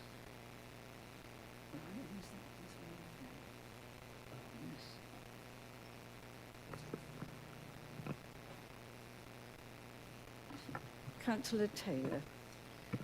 Thank you, Chair, and congratulations. I entirely accept that structure should always follow strategy, and I entirely accept that it's important that in any kind of committee structure and proportionality that the administration should be able to conduct its work and get its policies through. However, universal services is called universal services for a reason. It's because it's all the services that impact mostly on our residents. And I think reducing to one brings with it the dangers that have already been mentioned by many, that there will be less opportunity for scrutiny, that there will be less opportunity for the public to attend on those things that are actually the most important things to them. And so I am concerned very much about that, the lack of public scrutiny and the lack of ability for members to scrutinise as well. And whilst I accept the need for change in structure, because it should always follow our strategy, I am very concerned about this element, and I do think that that needs to be addressed either in terms of the size of those committees moving forward, the amount of times they meet, and also proper provision for things like task groups, those sorts of things. And in the back of my mind, I have something that I seem to recall reading a while ago about some restrictions about the numbers of those that we might have to have for the proper functioning. And I can't quite remember it, but I do think, and I would ask, that this is properly looked at and that there is a proper schedule programme and probably a very increased number of meetings that last for a longer period of time in order to facilitate this proper scrutiny. Thank you. Thank you very much, Councillor Taylor. Councillor Harvey. Thank you, Chairman. Please excuse me from standing. I have never had a problem trying to get in touch to find out answers to questions. I really am quite happy with that. But I think we should all just suck this and see. And if we're not happy with it, we can revisit. But at the moment, it's very new.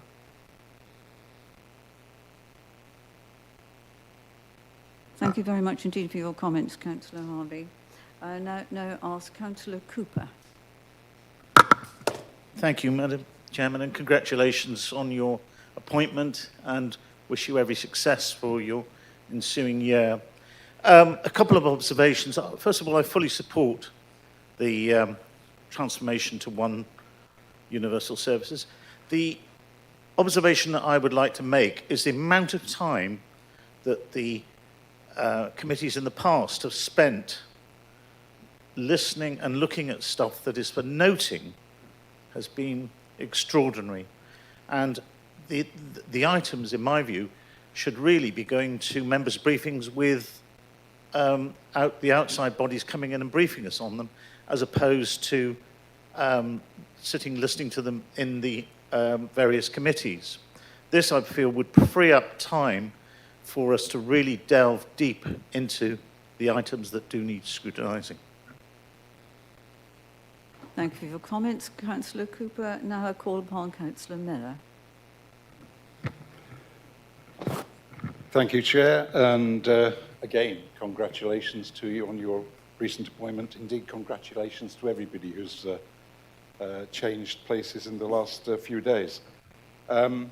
I thought long and hard whether I'd stand up and speak because, as you probably know, I'm the executive, if you want to call it an executive, I'm the chair of a select committee which is being merged or disbanded, and it might be seen as sour grapes. Nothing of the truth. I fully supported the fact that after the constitutional update had removed about 60% of ETE work into 2050, it was only logical that there would be no need for additional scrutiny committee. I hesitated to stand up because this is the first time in my life of 7 years on this council where I've ever had to agree with Councillor House. And I must thank him too as well for clarifying for me that key question of is the Pope a Catholic? Well, Keith, Councillor House, let me just say, watch the white smoke outside. My main grief, and the only area that does worry me, is not just scrutiny per se. The scrutiny will still be there. Problem it's going to be, it's retroactive, it's going to be too late. It is pre-scrutiny that is disappearing. That is the main issue. We've made some massive decisions in the last couple of years. LTP, 4 other local cycling, walking implementation plans, where there's been no scrutiny, no pre-scrutiny. Yes, it will come back to the members, but probably too late to change things. And I do urge that you review the pre-scrutiny aspect, certainly in 2050 grouping. So that's all I'd like to say, but I go for it. I don't mind it being reduced from 5 to 4. It's logical. I don't know how 2050 is going to cope with all the additional pre-scrutiny that I think it requires. But having said that, I wish it well. Thank you. No problem. Thank you, Councillor Mellor, for some very good points that you raised. I don't think, oh, yes. Councillor Drew. Yes, fantastic. My congratulations to you and others, Madam Chairman. This council is about people, not processes and procedures. And I have every confidence in every councillor here that if they have some beef with a particular topic that's coming forward to scrutiny or that needs pre-scrutiny, they'll raise it with the right person and get a panel set up to look at that so we can have a deeper dive, because I do accept that there will be things that we need to dive more deeply into, but happy with everyone here and confident that they will be able to raise those issues and we will have as much scrutiny and attention to detail as we've ever had. Thank you. Thank you, Councillor Drew. I believe we've now come to the end of the period for debate. We've heard some very interesting and diversified views and opinions this morning, so I'm going to invite the leader to respond to the debate. Chairman, thank you very much. I will address a few of the points as they came up. Councillor House made the point about why didn't we do it straight away and later in the year. Why are we doing it now? Very good reason for that, because we made the changes in the Directorate and we wanted to see how it was going to work. And actually that was the right decision, because Select Committee chairs and other members came to me and said, we don't quite understand how it's working with 2 now. Have you thought about having 1? Which is exactly what we did. So we went through that process to get the advice, to listen to members and to listen to Select Committee chairs, and that's what they came back and said to myself and Councillor Chair.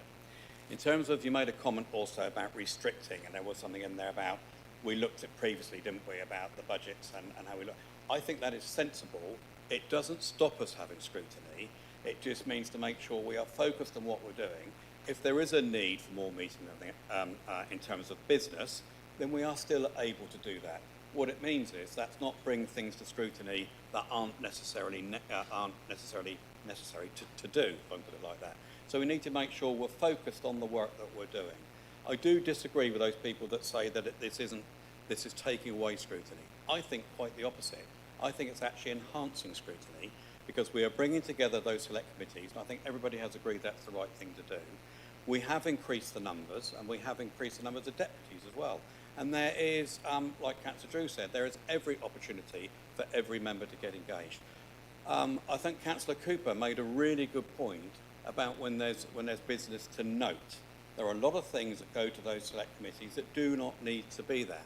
Now, I said a previous meeting, I think it was on the members' briefing, Councillor Joy made a point about the member development group, and we are reviewing that. There's going to be a new way of working there, and I think there's an opportunity to perhaps take some of those items to note to that group, where a much wider, if you like, audience of members can get involved with that. So that's one thing I think we can look at and discuss. Somebody said about being flexible and understanding and having a look at how we do this. This is the approach we've got to date. Somebody also mentioned about the names. Absolutely. I don't see why we can't look at that. At the moment, it is universal services. I have to say that's been brought to my attention on several occasions. What would the public think about that, calling it? So I think we know what it is, but maybe we can do a little bit more work.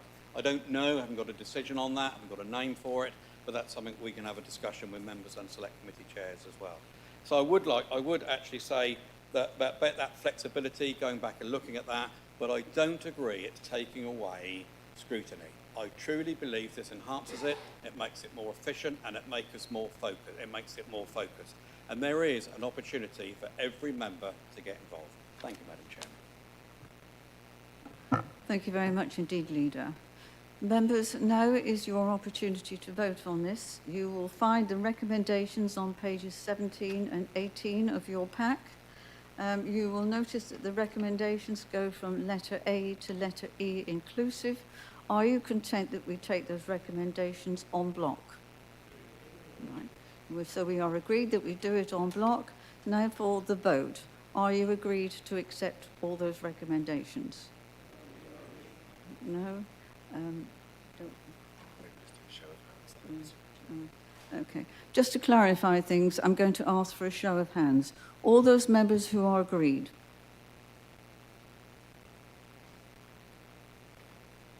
Those who are differ? Any abstentions? Thank you. It is, the recommendations are carried. Thank you very much.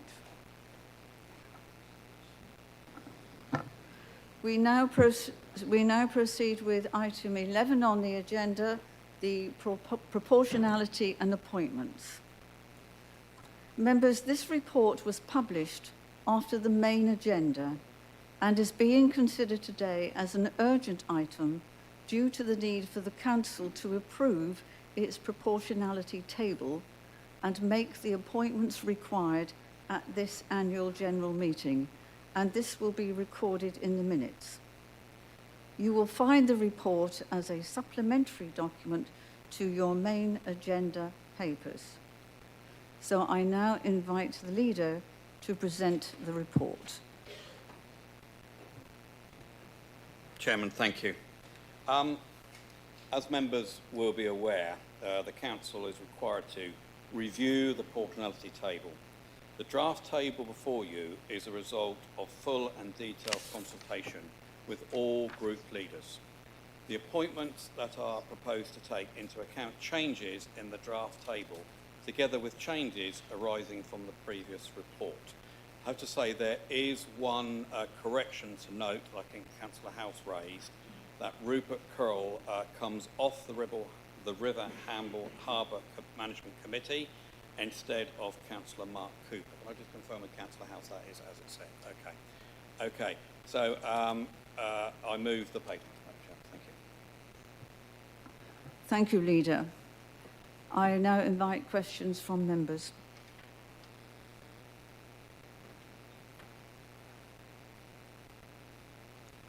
There are no questions. Debate. Councillor House. Thank you very much again, Chairman. I'm pleased I provoked that debate earlier on, because that was a scrutiny of scrutiny. And actually, I thought some really good points came out of that discussion. And I hope that we can take them forward in terms of improving both the quality of scrutiny and occasionally the quantity as well.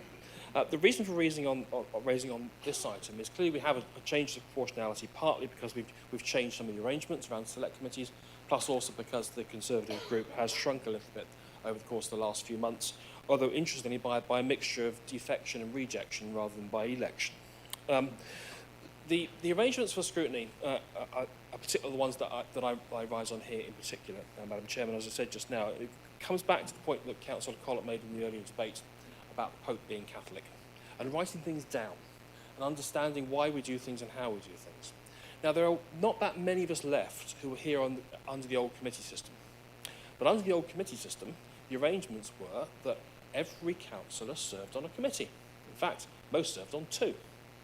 And when we introduced the cabinet system in 2001, the select committees were set up on the basis that everyone who wasn't a member of cabinet had a seat at the table. Now, we didn't write that down. And so it was really interesting, I found quite disconcerting, that in recent discussion with senior staff and with other councillors, that bit of history had been lost, because not many of us were around since 2001 to understand why things were done in the way they were done. But the principle was every councillor still had a seat at the table, which is the phrase, and the opportunity to take part in a select committee if they were not a member of the cabinet. And that was considered to be sacrosanct back in 2001, but we didn't write it down because it was blindingly obvious. We've lost that over the years, by accident, I think, because it just wasn't thought through, and because one or two members decided to be part of other things in the council's business other than scrutiny. But it was the opportunity that matters. Now, we have now ended up with a model with 68 places on the 4 principal select committees, which in theory gives every member who's not a member of cabinet a seat at the table. Now, as it's happened under the way the arithmetic proportionality works out, that has now become correct for most political groups on this council, but not my group. where my group actually has one place short in terms of that because of the roundings on all of the other groups. Now, it could apply to a different group at some point in the future, so I'm not making a partisan point for the Liberal Democrats. I'm making a generic point about how we make these numbers work. And it would have been perfectly possible to make a very minor adjustment that still preserved a very large Conservative majority on every body and kept every party happy through the process just by applying common sense rather than applying an arithmetic process. We've chosen not to do that as a council, and I think that's a missed trick, because we get the best out of this organisation when we can work together outside of party politics. And Rob, I pay tribute to you on this. You've done a great job over the last year in trying to be more inclusive. And I think that's widely recognised by opposition parties and the way that we've worked over the course of the last year. And I think it's really good, but we've missed a trick on this one. So I think there is an opportunity, not today, it's too late now, to revisit this so that when we come back to this discussion again in 12 months' time, we find a mechanism that ensures there is the opportunity for every councillor who wants to have a place on either the Cabinet or on one of the remaining 4 select committees. We've missed it now, too late, but I'd urge Council to just have a bit more think about how we handle this next time round. Thank you very much, Councillor House. Anyone else wish to speak in debate? Right, I now invite the Leader of the Council to reply. Thank you very much, Chairman, and I'll listen very carefully to what Councillor House has said. What was interesting was the original proposal, when we put the 2 select committees together, was to go to 16. And indeed, I had a conversation with you to make a recommendation to go to 17, which is exactly what we did. So then I was a bit surprised to come back you weren't happy with that, or some members of your group, and you wanted to go to 18, because I'd actually done exactly what you asked for, because also it made sensible. No, you did. You said you wanted to go to 17, so that's what we did. And at this point, I'd all like to say a huge thank you to David Kelly and the Chief Executive, who spent many, many hours talking to all the group leaders in trying to resolve this issue. As you can imagine, when we do the grid, it's like a Chinese puzzle. You move one piece and then you have to move all the other pieces. So it is an enormous and a great deal of work to do that. We all know that it has been set out in accordance with the statutory requirements, and I listened to what Councillor has said about something that's not been written down, so I understand that. But every opposition group has a select committee seat for each of their members, even though that isn't a statutory requirement. So I think we need to be clear about that. And every political group is now represented on every select committee. Well, I'll wait, Councillor House, if that's all right, because that's what I've been discussing with. Okay. I think and this is a serious point of order, and I wasn't going to intervene again, but what Rob said is not accurate unless you decide that the definition of a scrutiny committee, select committee, includes the joint health panel, which is effectively a working group dealing with a select issue and meets on average less than once a year. We've chosen to call it a select committee. It isn't a select committee in the meaning that everyone else will understand. So, Rob, you're only right if you include that narrow working group as a select committee. And I'd just like that point to be on the record, because the 4 principal select committees are the bodies that actually do that function. And there are not places available to every councillor who's not a Cabinet member in that process under this model. Councillor Humby. But it's worked out, sorry, thank you, Madam Chairman, worked out. It is a joint select committee, so what I said is absolutely correct. So we can argue that, but that's what the grid was worked out on. So at the time we did that, what I said is absolutely correct. So what you then, so the Liberal Democrat group had the same number of scrutiny seats as it did before the proposed changes of 17. What was interesting was actually, by increasing those numbers to 16, the Conservative group actually gave up a place on the select committee for that. So we have tried to be extraordinarily fair and through the grid to make that work. I've noted the point that you say, but at the moment, at the time when I was given the grid, the select committee, the joint select committee was included in those figures. I'm just looking at David to check that's what that was. So you could argue that what I'm reading out is exactly right, but you're making a point you don't include that as a select committee, which is just a difference of opinion on that front. That's not to say, as we've all said in the previous paper, that's look at this and understand how it works. But I do have to be clear that we have fulfilled all our statutory duties in setting out this grid, and it does take an awful long time to do that. Going back to the point and noting that you said about that it's not actually written down. So I think we have been very fair to, and you were generous with your comments about sharing far more information with all political groups across this chamber for the benefit of all the residents of Hampshire. But I'm going to go back to the point really in the previous paper. I think this actually, the process enhances scrutiny for all our members and everybody to get involved in that scrutiny process. And the grid is, as I say, is an extraordinarily difficult thing to set out.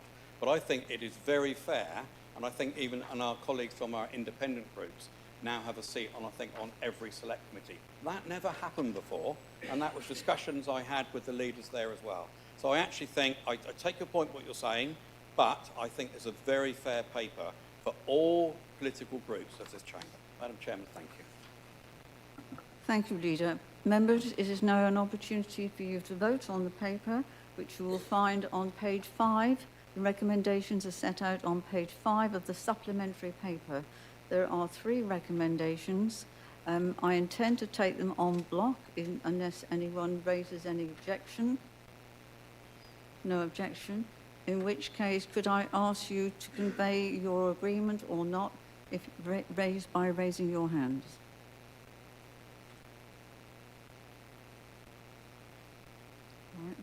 Right. Against?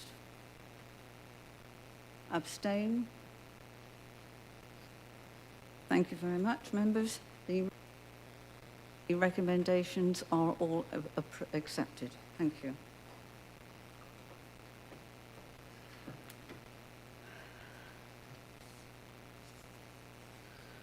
Right.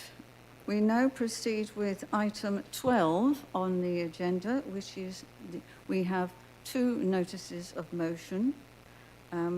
The first one you will find on pages 43 to 44 in your pack.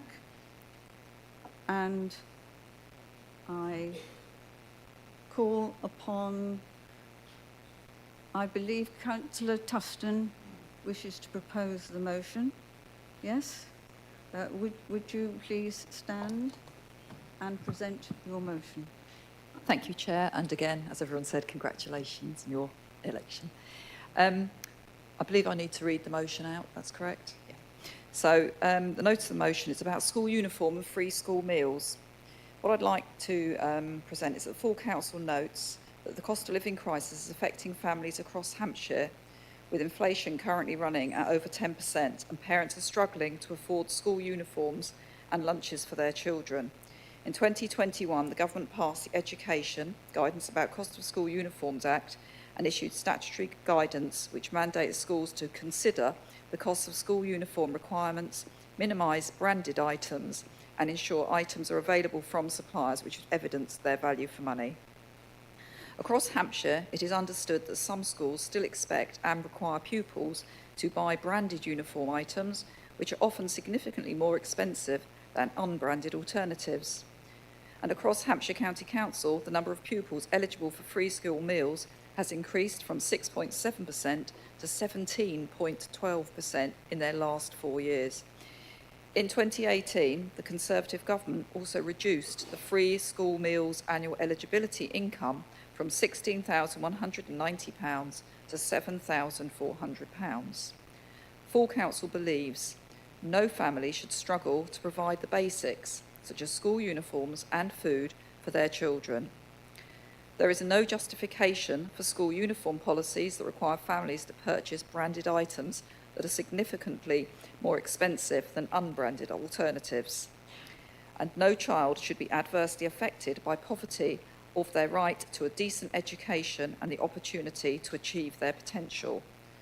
Full Council resolves to encourage all Hampshire schools to comply with the statutory guidance issued pursuant to the Education Guidance about Cost of School Uniforms Act, ask the Council leader to write to the Minister of State for Education to review the eligibility criteria for free school meals, including those below the poverty line, to find a 60% of the current median household income of £31,400, and ask the council leader to write to Hampshire MPs to lobby the Minister of State for Education and their government on this issue, and to place on record our thanks to all council services, community organisations and charities involved in supporting families of Hampshire through the cost of living crisis and beyond.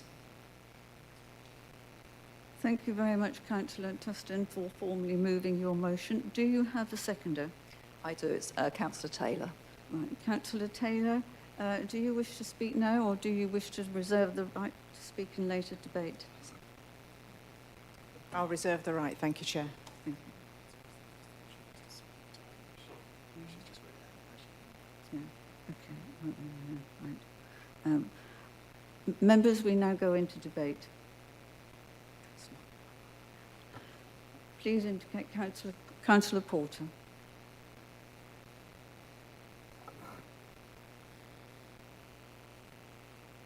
Thank you. Just to say that I broadly agree with the whole of this motion. The motion has been placed, and we have been talking about this many times in Children's Services.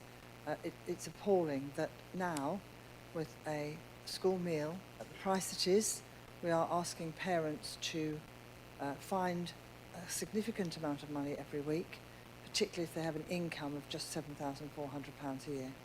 So this is an absolutely essential aim for our council.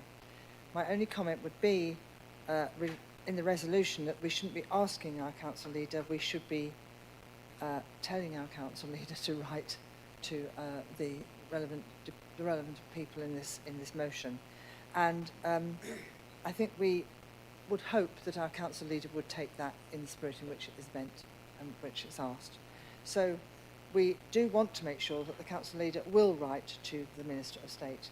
He will write to the MPs, and but we'll continue to place on record our thanks to all of those who are delivering the services for people, for children. The second aspect of this is relating to Hampshire County Council. And of course, although we have a good relationship with our academies, none of this at the moment actually applies to our academies, who can choose to have their uniform at whatever they like. And for those of us who are already governors, we know that the conversation about uniform has been a very clear one for Hampshire County Council. There's been a lot of training, a lot of information for governors, for Hampshire County Council governors, to ensure that uniform is kept to a minimum level and of cost and of variation, so that parents know exactly what they're going to be spending their money on. And a lot of help is given. But we have no real jurisdiction over academies. And so the question is really how we can raise this with academies as well. There are obviously lots of different academy trusts, and perhaps we should include in our suggestions to write to the academy trusts as well. I think we could resolve that as a separate matter at a later stage if this today is approved. The principle of the income to 60% of the annual income to 16,190 is a reasonable one.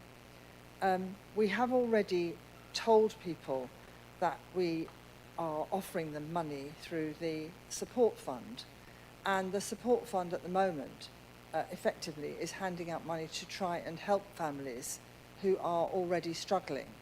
And what I am keen to make sure is that when hopefully this motion is passed, that it does acknowledge that actually those parents would have some access to that money almost as right, because at the moment that is a little bit more difficult to reach that 16,000 threshold to obtain money. I do fully support this in principle. I do ask that the words ask is taken in the spirit in which it's mentioned, and to consider that if this motion is passed, that the council leader will write as requested in this motion. Thank you very much, Councillor Porter. Councillor Forster. Thank you, Madam Chairman. I looked at this motion and I thought it's rather confused.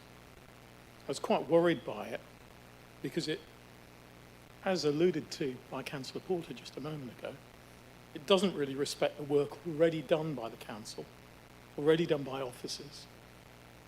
and the work already done by schools to try to lower the impact of things like school uniforms and school meals. It doesn't reflect the fact that we've put this year alone £14.2 million into the Household Activity Fund and given the schools local discretion on how they use that to affect those families, to support those families most in need. As one example of the lobbying work that we've carried out, working closely with our MPs, it doesn't show the outcome that we achieved in one of our MPs, Steve Brine, raising this on the 25th of April to highlight it to ministers who have already said that they would be working further on it. Nick Gibb, Minister of State for Schools, is already working on it. So I thought this motion was a little bit contrived, confused, and didn't reflect the work that's already been done. And that, to me, is a little disappointing. And although I support the principle, I can't support the words that are used.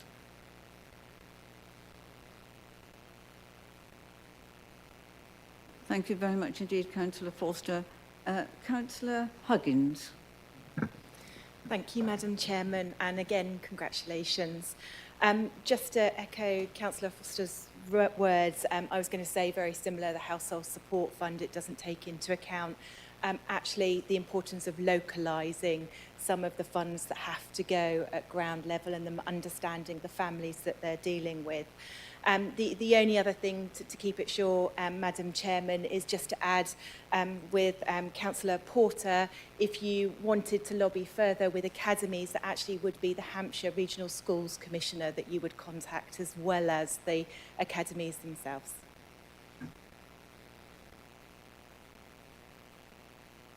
Thank you very much, Councillor Huggins. Councillor Wade. Thank you, Chairman, and congratulations on your Vice Chairman's election. Members, I support this motion. I represent a district which has a higher than average number of children on free school meals. The member of the Cabinet rightly says that you've put money by side and people should apply for it. But I don't think we actually realise the dire straits that so many Hampshire families are in. They're working families who were just on that breadline, just above it, but thanks to trust economics, the cost of living crisis, and one thing of a perfect storm attacking their financial stability, we really do need to look at the things mentioned in this. And I totally agree with Councillor Porter. We shouldn't be asking, we should be demanding the government does something on behalf of Hampshire residents who are in dire straits financially. Hampshire children who are starving. Child poverty is a disgrace in the 21st century, but it exists, and it exists in our divisions, in our county, and we should be doing all we can to eliminate it, all we can to support Hampshire families in need. So I will support this motion, but I will request that we demand that the government does something. Thank you. Thank you very much, Councillor Wade. Next, it's Councillor Parker-Jones. Thank you. I will also be supporting this motion. I think it's absolutely critical. Young people are our future. And actually, by not doing all we can to give them the best start in life, we set them up to fail as adults. And those are costs that will probably come back to other organisations, whether that be because they can't secure good jobs, whether it's because they have mental health problems, or whether it's because they have very low self-confidence. So I think this is a wonderful motion, and I'm very happy to support it.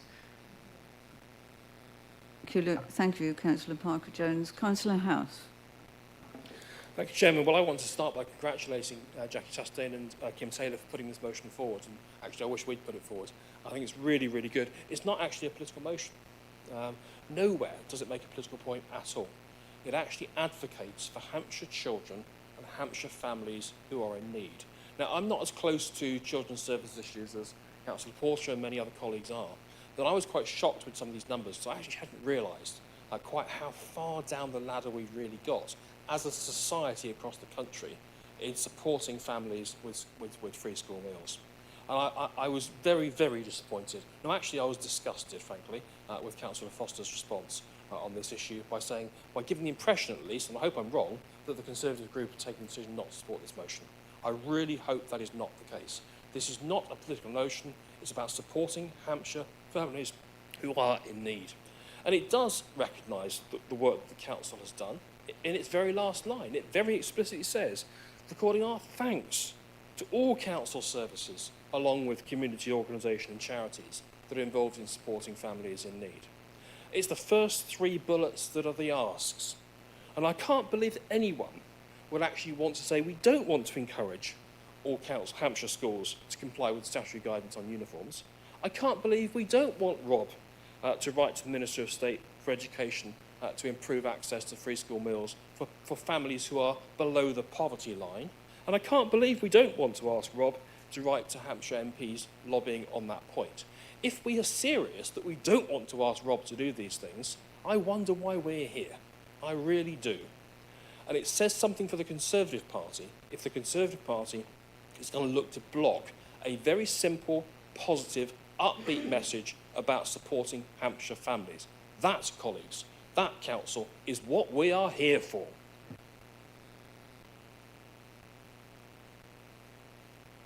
Thank you, Councillor House.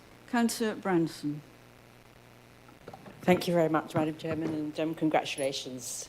I just would like to add to what Councillor Foster said. As a chairman of governance of a school that has over 30%, 35% free school meals, I would like to congratulate what the schools actually do already to support those children with free school meals and to help with their uniform, because I think there is a lot of work that is being done in the schools that already, and I do feel that we should congratulate what the schools actually do, because I've seen it myself in our school. They do help with school uniform, they do help with second-hand clothes as well, so everybody does help. So, I just would like to add that to the situation. Thank you. Thank you, Councillor Branson. Councillor Heron. Chairman, thank you. There really is nothing like hearing Councillor House tell me something isn't political for me to know it is.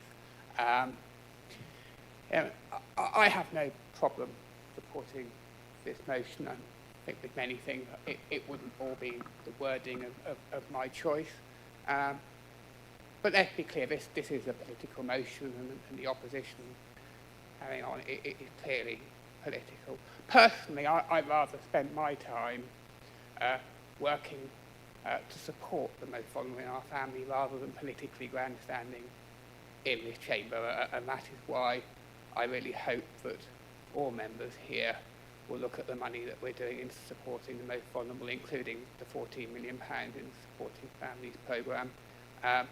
I think, certainly here we are all focused, but I think I use this merely, Chairman, as an opportunity to once again thank our officers for all the work they do in, day out, supporting those families that are struggling.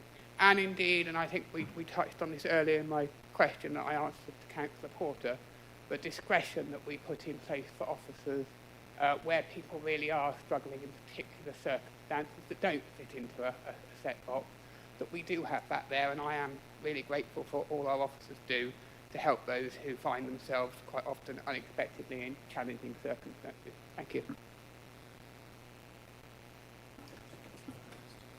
Thank you, Councillor Heron. Councillor Fairhurst. Thank you, Chairman, and congratulations on your appointment. Can I just say a big thank you to our Children's Services Department for all the work they already do, and contrary to what Councillor House said, I will be supporting this motion. Thank you, Councillor Fairhurst. Councillor Chad. Thank you, Chairman. I will be supporting this motion today. I think the work that Children's Services have done with our schools and with our families is absolutely amazing, and absolute credit to the director and the previous director of that service on the work that they've done with them. I would urge everyone to really support this motion. I think it's something that we need to really push for for our young people and for our families across Hampshire. Thank you. Thank you very much, Councillor Chad. Councillor Drew. Thank you very much, Madam Chairman. I'm a practical soul, and I was wondering if the proposer and seconder would agree to add an additional point 5 at the end, which is to say that where schools don't already have school uniform exchanges and textbook exchanges, they should be encouraged to do so, because that can make a significant impact. And I think that's a practical step that I'm seeing noddings all around, so fingers crossed you'll accept that. Thank you. Thank you, Councillor Drew. Councillor Minahan. Thank you, Chair. I'd just like to say I'd be supporting the motion for all the reasons that have been said, but not least as well, hopefully people will agree in the Chamber, that I'd rather teachers spend their time concentrating on teaching our children and not checking that they've got the correct branded uniform. Thank you. Councillors, I think you will agree we've had a very full, open debate on this. So I now refer to Councillor Taylor. Oh, sorry, Councillor Bain. Are we moving an amendment for Councillor Drew's point?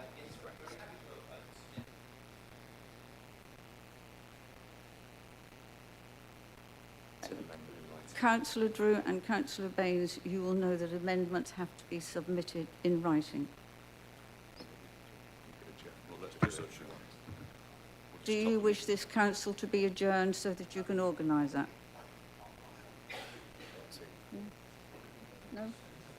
I think the response to that is no. It may well be something that the leader picks up in a moment. All right, thank you. Councillor Taylor, you were the seconder of this particular motion. You reserved your right to speak. Do you wish to make comment? Yes, thank you, Chair. Thank you for the words of support from those that they've come, and I'm very sorry, Councillor Foster, you feel the way you do. This isn't intended to be a political motion, nor is it denigrating any of the work that has gone on before, but is actually looking at the situation of where we are now, and I will touch on some things about where we are now, especially with relation to school uniform. Expensive uniforms do place an unnecessary burden on parents and children, and most parents, when asked by the Children's Society in a fairly substantial body of research, confirm that school uniforms cost significantly more than they would like them to cost and that they can afford. And the Children's Society in 2020 did issue a report that said that 25% of children, and that's nearly 1.8 million across the whole country, have to wear worn, ill-fitting, unclean or incorrect uniform.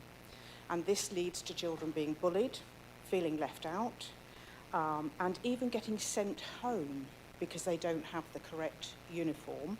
And they estimate that nearly 500,000 children a year get sent home because they do not have the correct school uniform. Many low-income families often have to make the choice between food and school uniform. And uniform costs have been shown to reduce school attendance from lower income families, which in other words mean that uniform affordability is an important factor in people accessing their right to a state-funded education. Now, I did some research on this, and I appreciate that we issue guidance to schools and we do our best to encourage them. But I went online to a well-known school uniform outfitters that services my area, and I live in Basingstoke, and I could not find a school that did not have a branded school uniform with logos on. So just to give you some indication on this, my research yesterday showed that the cost of a secondary school summer branded polo shirt was £11.50, with the unbranded supermarket equivalent of £4. For a primary school branded sweatshirt, the cost was £10.50, and in my local supermarket, an unbranded equivalent was £4 for a pack of 2 or £2 each. Now, this is a very significant and large amount of differences in the cost of a school uniform, And, you know, coupled with rising child poverty, these things make a significant difference to families. An NEU survey identified that children suffer fatigue and poor concentration in school as a result of food poverty as well, which again affects their educational attainment. So at the moment we have a current perfect storm really of rising poverty and higher prices resulting in more hungry children in our schools and kids being sent home because they don't have the school uniform. Now, although the number of families eligible for free school meals has increased, the numbers of the invisible hungry, the families in poverty but not quite poor enough to qualify for the very low rate now, has increased. And to give you an example, in Basingstoke, 25% of our children now live in poverty after housing costs. And the current eligibility is incredibly low when you consider that a couple with housing costs on £30,000 a year are living in poverty. Supporting this motion will cost the council nothing but a reduction in access to education and educational attainment costs a child everything and for the rest of their life. So please support this motion. Thank you, Chair. Thank you, Councillor Taylor, for your very well-timed contribution. I now call upon the leader. Chairman, thank you very much. I say at the outset that I will support the motion, but I have an ask that the paper remains of ask the council leader, and I'll say why.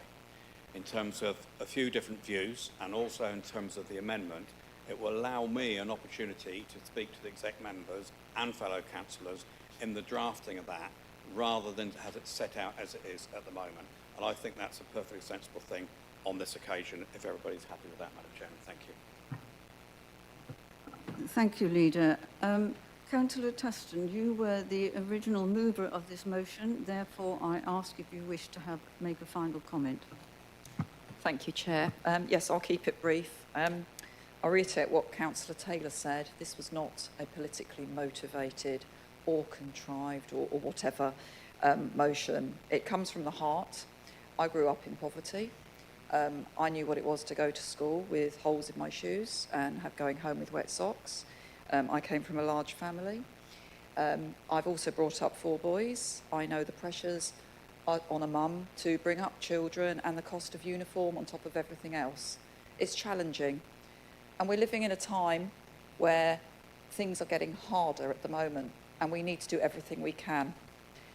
This motion potentially could save Hampshire money.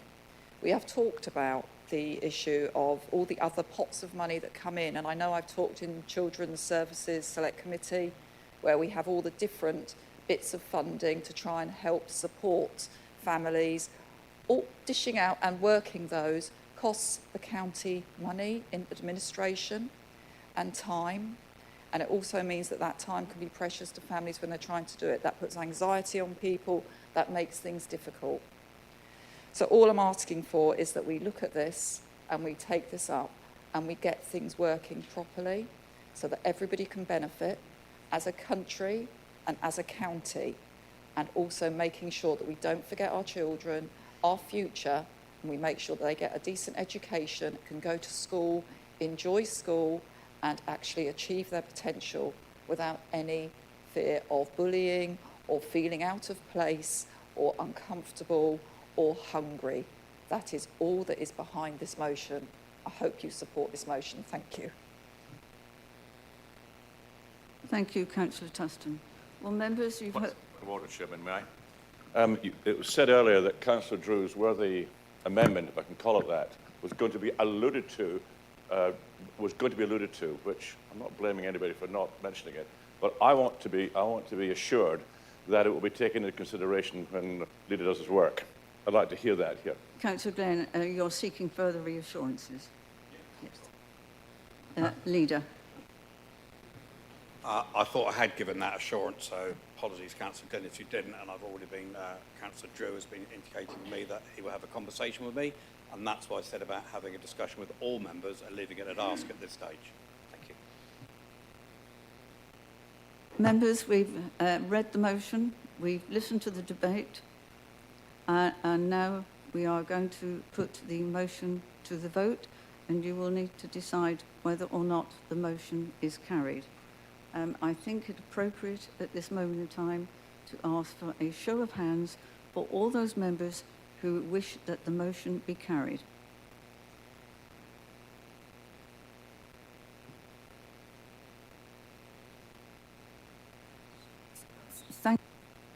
Thank you very much, members. I think that is quite unanimous. Thank you very much. Right.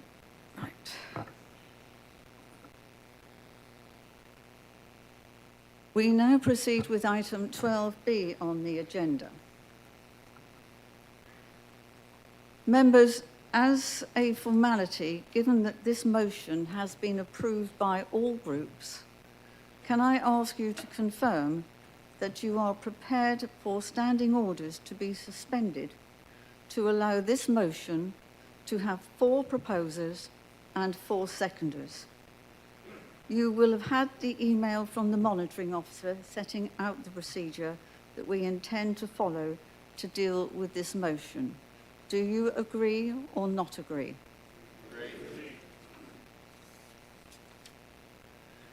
Members, in addition, I understand that a member may want to requisition a recorded vote on this motion. Standing Order 22.3 prevents a member requisitioning a recorded vote on a motion, so, given the exceptional nature of this motion, can I ask members to confirm that they are prepared for standing orders to be suspended to allow for a recorded vote on this motion if, when we come to a vote, a member requisitions a recorded vote and is supported by 10 further members rising from their seats to signify their support in accordance with Standing Order 22.3. Agreed or not agreed? I would also like to take this opportunity to remind members that in the debate, members should direct their speech to the question under discussion. And I would like to emphasise to members that this debate is not an opportunity to discuss the merits or otherwise of any individual complaint or complaints made about any individual member. It is not appropriate for this chamber to discuss individual cases where no formal investigation or consideration has been given to a complaint. I will intervene if we stray away from the motion.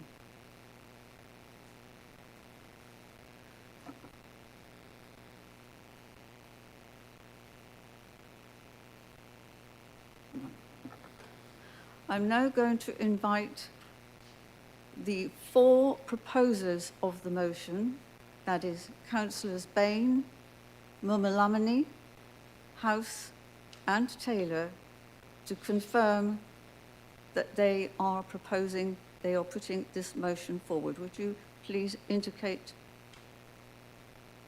3, 4? Thank you very much. I am now going to invite all proposers to speak to them. Oh, sorry. Yes.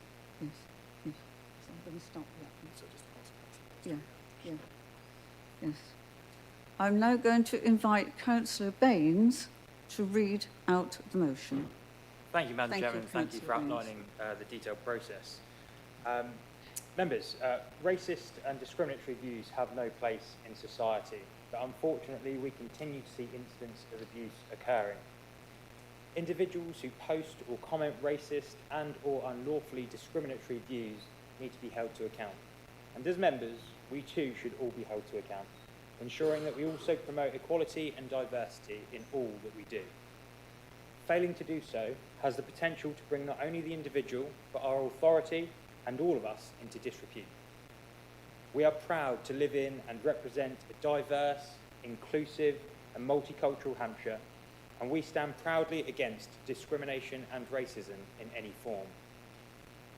All of our groups remain appalled that the County Council is powerless to address such behaviour from its members when not acting in their official capacity as a member of this County Council.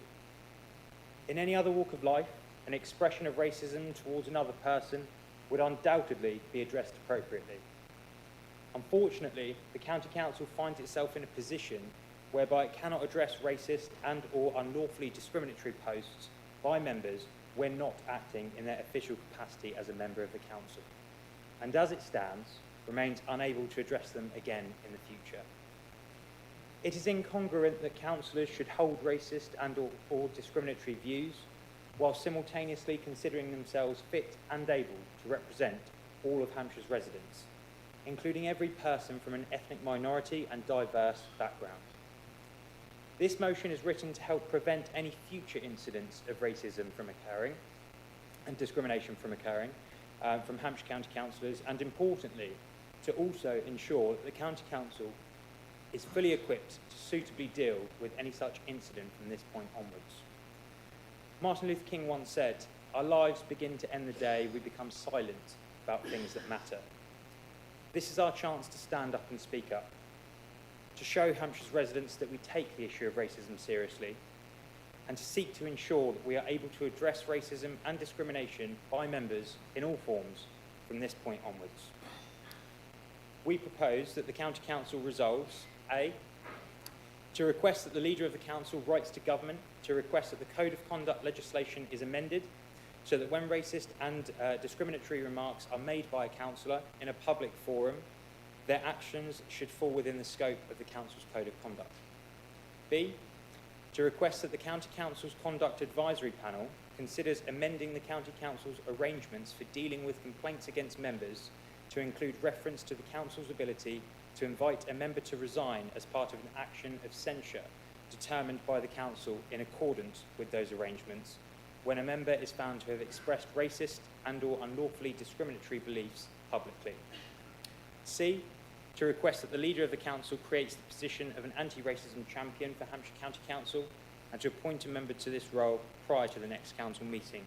And I would like to just add, Madam Chairman, a thanks to the Leader for actioning this point and the ask that we've all put forward, and congratulate Councillor Millenny on his appointment as the champion. And the last point, Madam Chairman, D, to request that the Executive Member for the Portfolio Inclusive of Inclusion and Diversity ensures that equality, diversity and inclusion training is available for all members annually. Thank you, Madam Chairman. Thank you, Councillor Bayes, for reading out that motion. I now need to ask if the four proposers of the motion have seconders. Could they please be identified? Names, please.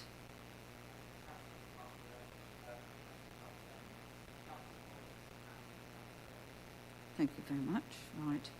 Now, Councillor Baines, I invite you to speak to the motion, and you have 5 minutes, and each of the proposers will get a further 5 minutes to speak to the motion. Thank you. Thank you very much, Madam Chairman. I intend to keep this very brief, as I believe that most of the important points that need to be raised are encompassed within the motion itself. I would like to begin by thanking every group leader, proposer and seconder to this motion, along with every supporting member. I also wish to thank Councillor Memoleni, who had intended to put forward a motion on a similar subject, but instead graciously agreed to give his full support to this all-group motion, which I thank him for. And of course, a thank you to you, Madam Chairman, and the Monitoring Officer, Mr. David Kelly, for allowing this extraordinary motion to be put forward in this unique way. I've also been advised by the Monitoring Officer that this could potentially be the first all-group joint motion tabled in the long history of Hampshire County Council. And although as groups we may often have differing opinions on various decisions made in this chamber, I for one am very proud that today all four of our groups stand side by side, equally united in our efforts to tackle and address racism in all forms. To have proposers and seconders to this motion from every group, equally passionate about seeing positive change and progress being made, sends an incredibly powerful message to our residents. Arguably, there cannot be a stronger message sent from this chamber than to have each group contributing to and supporting a joint motion on this vitally important topic.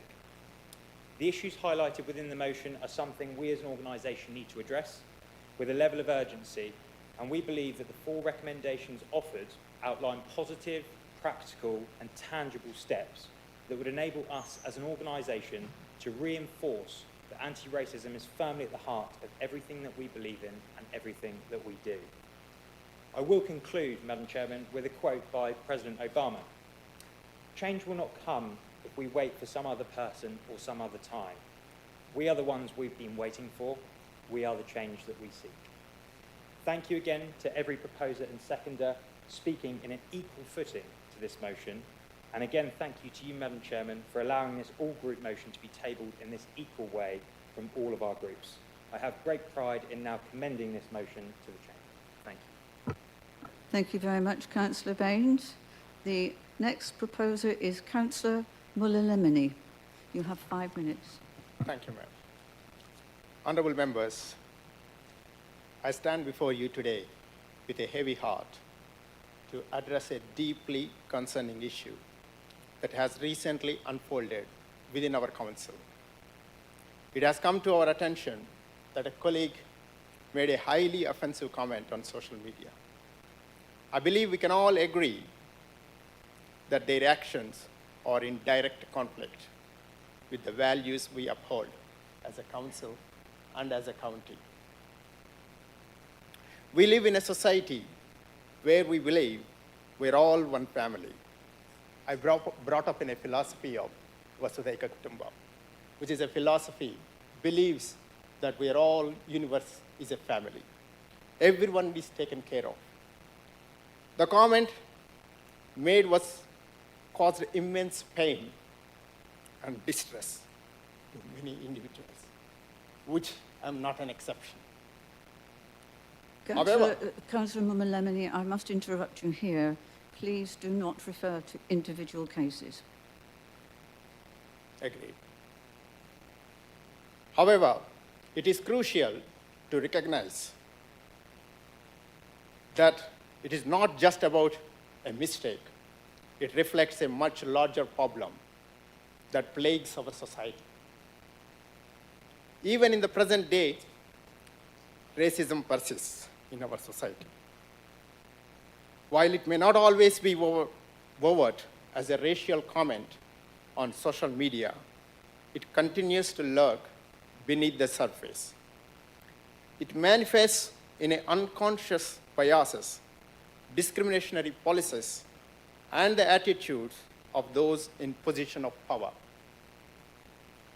The consequences of racism can be felt for generations to come. Children growing up in a society that tolerates or encourages racism may internalize these destructive messages.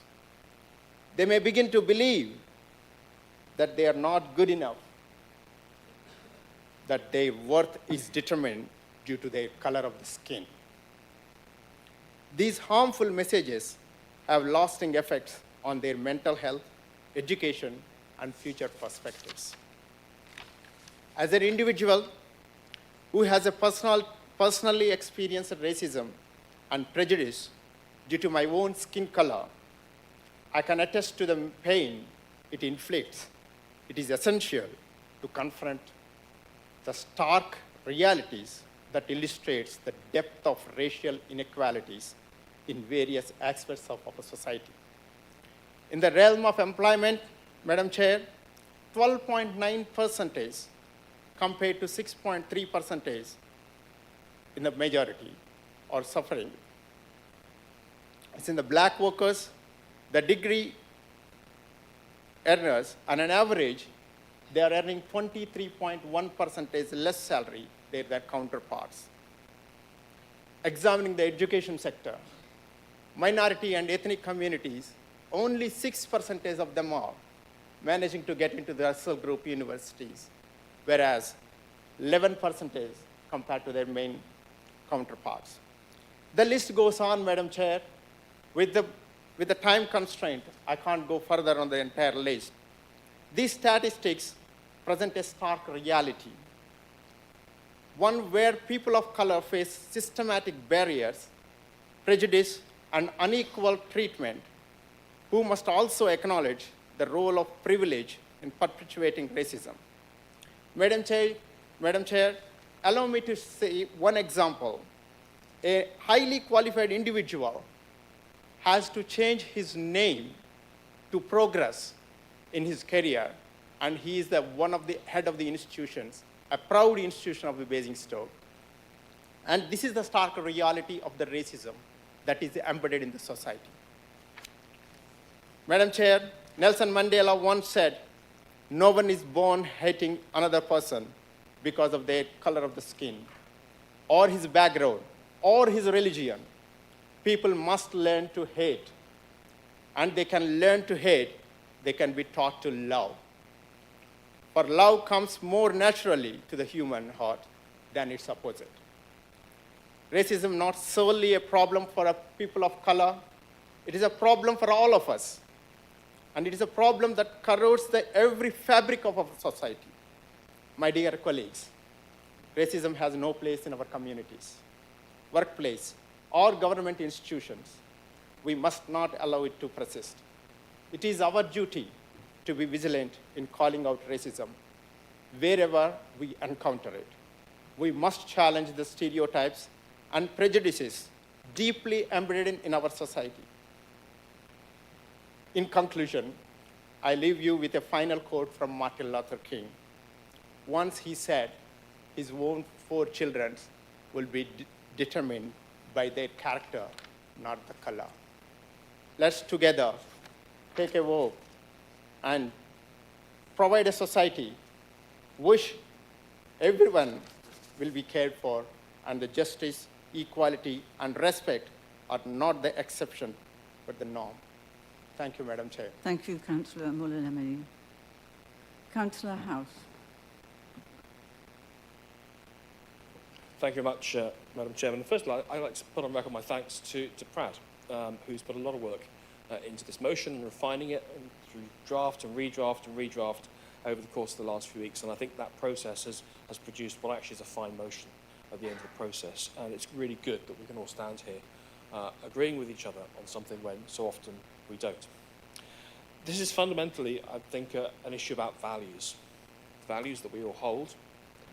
And government sometimes wraps that up with the word British for schools, but actually it's human values that are actually far more fundamental than that. And that then goes on to our behaviours, and behaviours matter, and the debate that we've had over the last couple of decades about standards in public life. And that, I think, is where this motion takes us a bit further forward than the formal rules at the moment, in that it must be the case that if a councillor says something publicly on a public platform, whether that's on a physical platform or a media platform or a social media platform, that commentary is a reflection not just on the individual member, but the institution they're part of. And that is this county council, it could be their borough council, their parish council, whatever. And so the reputational impact matters to the organisation as a whole and to all of us. And therefore it is important that we stand together to say something more than the current rules and arrangements in this area. Because that reputational issue is so vitally important. And I think it goes beyond that. I mean, our accountability as individual members is to our electorate rather than to this council. But equally, it's true that the council has an accountability to the whole community. And that community has a right to expect the council to stand up for fundamental values and fundamental behaviours. And that's what this motion calls for. I was tempted, like others have already, to reach for a quote. And I'd rehearsed in my mind the idea of simply reading out Martin Numa's poem, First They Came. But actually it felt to me a bit too narrow for the kind of debate that we're having today about racism and about discrimination in its wider sense. It's all of those issues, all bundled up together. Now, behaviours do change over decades. That's absolutely the case. And we need to all be capable of learning and progressing our thoughts in response to those changes in the way that society improves, because generally it does improve over the decades. And that's why we come back to the values point. This motion expresses that, and I hope, and I'm sure indeed, that all members will support what's here, because it does matter to our reputation, to the council's reputation, and to Hampshire's reputation too. Thank you very much indeed, Councillor House. And now call upon Councillor Taylor. Thank you, Madam Chair. I don't intend to take too much time discussing this motion. I'd like to thank Prad for bringing it and for everybody who's spoken in support so far. I've only really got one quotation, which is that the only thing necessary for the triumph of evil is for good men to do nothing, and today we do something. Thank you. Thank you very much, Councillor Taylor. Now, I understand that the seconders are Councillor Parker-Jones, Councillor Henderson, Councillor Collett and Councillor Tuston. I now ask those councillors to indicate to me, please, whether or not they wish to speak now or reserve their right to speak later. Councillor Parker-Jones. I wish to reserve my right to speak later. Thank you. Thank Councillor Henderson. I wish to reserve my right to speak later. Thank you. Councillor Collett. Similarly, I wish to reserve my right to speak Thank later. you. if necessary. Councillor Tuston. Likewise.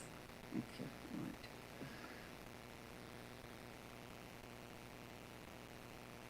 Thank you, members. We now go into debate. So if you would please indicate whether or not you wish to take part. Yeah, you're second, right. Councillor Reid. Thank you, Madam Chairman. I wish to speak to little a of the motion to request the Leader of the Council write to the Government to request a Code of Conduct legislation is amended. I take the view that I am a county councillor 24 hours a day, 7 days a week. There is no time when I am not a county councillor, and any privacy that I get is behind the closed door when I get home. If I say something in public, if I say something on social media, I run the risk of damaging the reputation of this council and myself if I say something which is inappropriate. So with that 24/7 approach, and I see lots of heads nodding, I can see a lot of people are going to be frustrated by the fact that if one of us behaves in a way that brings disrepute onto the council, there is no way in which the council can do anything about it if it was judged that we were acting in a private capacity. So I think that change in the law is very much needed. Members, if one of us is done for speeding tomorrow, the headline is not going to be individual acting in private capacity on the way to supermarket gets done. It's going to be county councillor gets done. And we are never not a county councillor. And I think that our code of conduct needs to be reflected, needs to be amended to reflect that truth. Thank you, Madam Chairman. Thank you, Councillor Reid. Councillor Donnelly. Thank you very much, Madam Chairman. I'd just like to reflect, and I'm speaking at the moment with my Vice Chairman's hat on as Vice Chairman of the Standing Advisory Council for Religious Education. We meet regularly with lots of different faith groups and minorities from across Hampshire. And I note that one of the points in this motion, which I'm very pleased to support, is that we consider ourselves capable of representing communities from right across the county. And the words and the quotes are fantastic, but I think we also need to walk the walk. And I must be honest, I know a lot of people. We have invited guests into the council from our minority groups and from our faith groups before the council meeting, and some members choose not to attend. Now, yes, it's voluntary, but so is standing up and giving a great quote saying how much we all value our communities and our inclusivity. And I feel, and you know, we work with a lot of faith communities and minority groups, as an invited guest of the council, I don't think that it's embracing inclusivity and diversity to not sit and listen to what they have to say. I thought Adil was fantastic this morning. I'm not a Muslim, but I thoroughly enjoyed listening to what he had to say, to hear about his background. Now, prayer isn't something that you have to actively take part in, but I do think that it would be a really good sign of how we value our minorities and our faith groups if we could just make the effort to show them the courtesy to listen to what they have to say. But I will be supporting the motion. Thank you. Thank you very much, Councillor Donnelly. We're uncertain. Did Councillor Davis have his hand up previously? Thank you. Yes. Couple of little... these are really proposed drafting amendments. In paragraph 1, we use the indicative case, racist views have no place in society. Well, sadly, I'm afraid there are people who do have racist and discriminatory views, and I think it would be better if that was phrased as should have no place in society. And the second drafting amendment, paragraph 3, the groups, that should be the nominative plural and not the genitive singular. You've got, I don't know where that apostrophe arose from, but it needs to be taken out. Councillor Davies, just to make sure that I understand you, are you proposing a formal amendment? And do you have that formal amendment in writing? Do I have what? Do you have that amendment in writing? I can do. It has to be in writing, Councillor, and it has to be distributed to all members of the... Well, it's a drafting amendment. Despite what Councillor Howell said, there are some grammatical errors in the final version that's gone before this council. All right.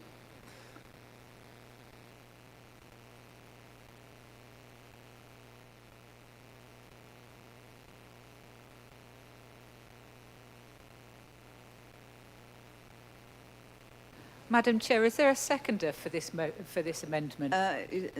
Yeah, there may well be, but I was... yes.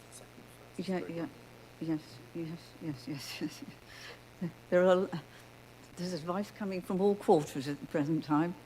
Right. It's like having a microphone in both ears. Yes, Councillor, you raise a very, very good point. Do you have a seconder? Right. Councillor Joy. Now, members, I now have to ask for at least a 5-minute recess whilst that amendment is drafted and made available to members of this chamber. Point of order, Chairman, there might be other amendments that need to be taken place before we actually take... I don't want to spend 5 minutes for every change, every word change that we're going to make. We should try and do it all together. Well, I'm afraid that's called democracy, Councillor Glenn. Madam Chairman,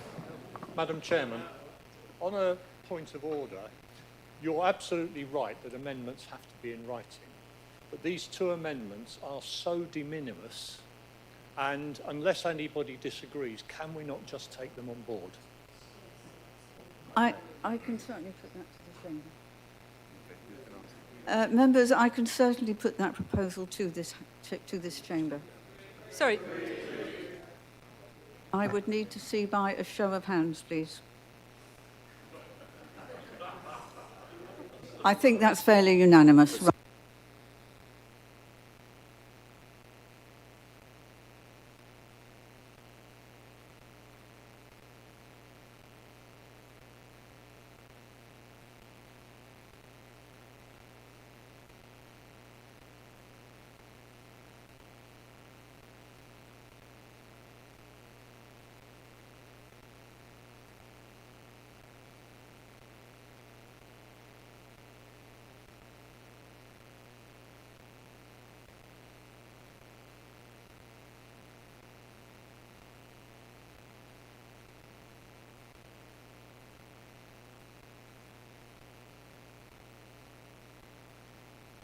Right, members, please can I have your attention? I am advised that there is a protocol here which we must obey.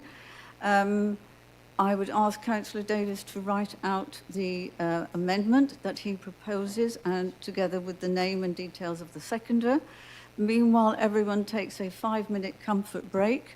When I receive that amendment, I will read it to you. You have a 5-minute adjournment.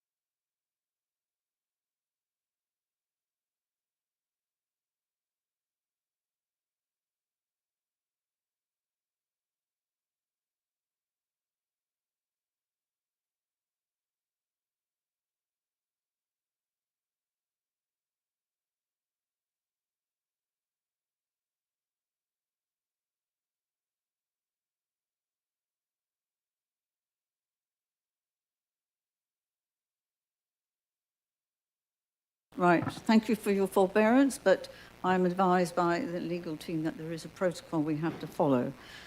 And obviously we want to be very democratic about the whole process. Is the proposer of the motion in the chamber?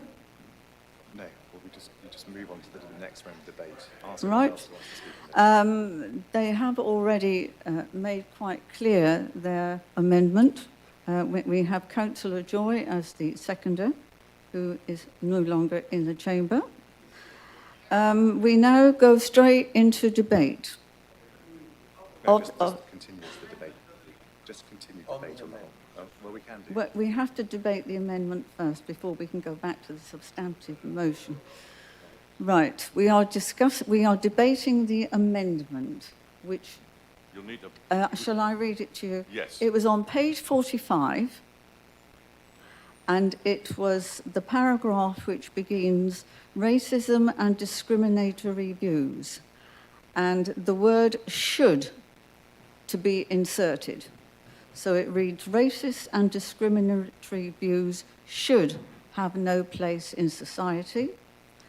And the other amendment, also on page 45, is the paragraph which begins, all our groups remain, and there is an apostrophe in there, which there should not be. Does anyone wish to raise any debate on these 2 points? No. At this point, I would normally ask the proposer of the motion to, the seconder is first. Councillor Joy, assuming that you have reserved your right to speak, would you now choose to speak because there is no debate taking place? Congratulations on your appointment, Chairman.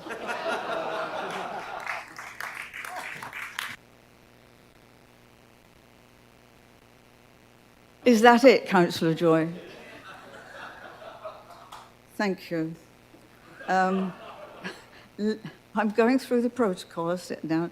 Leader, I assume there is no comment from yourself? I think you assumed correctly, Chairman. And at this point, I normally invite the proposer of the motion, who is no longer here, so he's not able to speak to it. So therefore, I have to put it to the vote of this chamber. Do you wish the amendments to be carried or not? Agreed. They are carried. Right, agreed. Continue the debate Yeah. on the motion as amended. Yes. With those amendments, we will now continue our general debate on the motion. Councillor Glenn, you are scheduled to speak. Kind of forgot where we are, Chairman, that's all. We are in debate on the main, It's all right, Chair. main It's a motion. rhetorical point, okay. Can I just say that I do support the nub of what's going on here, quite correctly, we support it, and we all should. What I do like about this is it talks about racism and discrimination, because we're not just talking about this colour of skin here, which has been mentioned quite a lot. We're also talking about religion. We're also talking about country of birth. We're also talking about gender. And we're also talking about accent, the accent you may have. And believe me, when you do come from, let's say, a different country, accent does get picked out. Now, personally, most people don't have a problem with this, but I've seen it happen at all levels. So we're not just talking about racism and colour, we're talking about the value we should place on everybody, which has been mentioned earlier. And that is really important to remember when we take this vote. Thank you, Chairman. Thank you, Councillor Glenn. Councillor Porter. Thank you. I think we need to add to that list, Councillor Glenn. I fully appreciate that this has been quite an emotive conversation, an emotive debate, but actually we're talking about discrimination for everybody, particularly under the Equalities Act. I think it's really important that we remember that we are creating a diversity and inclusion champion for all of those aspects of this, the Equality Act, not just the points that have just been mentioned, and I fully appreciate you've expanded on that quite a lot. I noticed actually we were talking earlier about the quote that was made by Councillor Tustain about men stand by and do nothing. Well, women must not stand by and do nothing either. We need to be answering this call for equality right across the chamber. Thank you very much, Councillor Porter. Councillor Adams-King. Madam Chairman, thank you. Discrimination comes in many forms, and I'd like to thank Councillor Porter for just mentioning that it's every protected characteristic. I've faced discrimination most of my adult life. I have a husband, and from the point at which I came out in the late 80s, that's happened in every different form. And we now, as a family, still face discrimination. My children face discrimination. It's not their fault that they happened to end up with two dads, but they did. And so it's hurtful and it's demeaning, but people learn to live with it. And when this kind of really awful thing happens, it brings us all back to remember, number one, that it still exists, that it happens in a casual and in a thoughtless way, and that people will say they didn't really mean it, and that they're sorry. And generally you take them at face value and you say, yes, of course, that's fine. But just as Aaron has said, just as Pratt and Jackie and Keith have all said, it does come back to affect you, and it affects all of us. And we are elected to represent communities of which we should be the mirror, and of which we are the mirror. And so amongst all of those people that vote for you, regardless of the rosette you wear at election time, there are people from each of those communities. And what I think is really important about this is the fact that the public simply don't understand that when they vote for us, they expect us to be respectful of all of them. And if we are not, it doesn't matter what we're doing at the time, where we are when we say it, in what capacity we're posting on social media. We're not reflective of them, and we are being excluding of them if we in any way show any form of discrimination. So I absolutely support this motion, of course I do. But I equally would urge you all to just think about it in terms of how those small comments, how those throwaway acts affect everybody. And do please support the motion. Thank you, Madam Chair. Thank you, Councillor. Are there any other councillors who wish to take part in the debate? Yes, there's two. Cooper. Councillor Cooper. Thank you, Madam Chairman. This is a very serious motion which I fully support. I'm born Jewish. My parents were immigrants. My grandparents were immigrants on both sides. For most of my life through school, and even today, I suffer discrimination from people out there that have said to me on numerous occasions, go back to your homeland. My homeland is this country. There is no place in society for discrimination, racism, anti-Semitism. Thank you very much indeed, Councillor. Councillor Broomfield. Thank you. I'm also more than happy to support the motion. The only point I would raise is actually item D, which is the last paragraph, last sentence indeed of the entire motion, which asks that we ensure that equality, diversity and inclusion training is available for all members annually. Now, on the basis that, for example, nobody does a speed awareness course until they're caught speeding, is making it available enough? And should there be some, I'm not saying we should make it compulsory, but should members be encouraged to look at it? I think available sounds very nice, but actually the people who need it might be the ones who wouldn't do it without being requested. Thank you.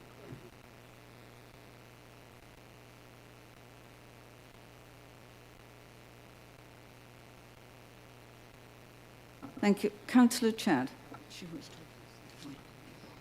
Thank you, Chairman. I'd just like to address the point that you've made there, Councillor Bloomfield.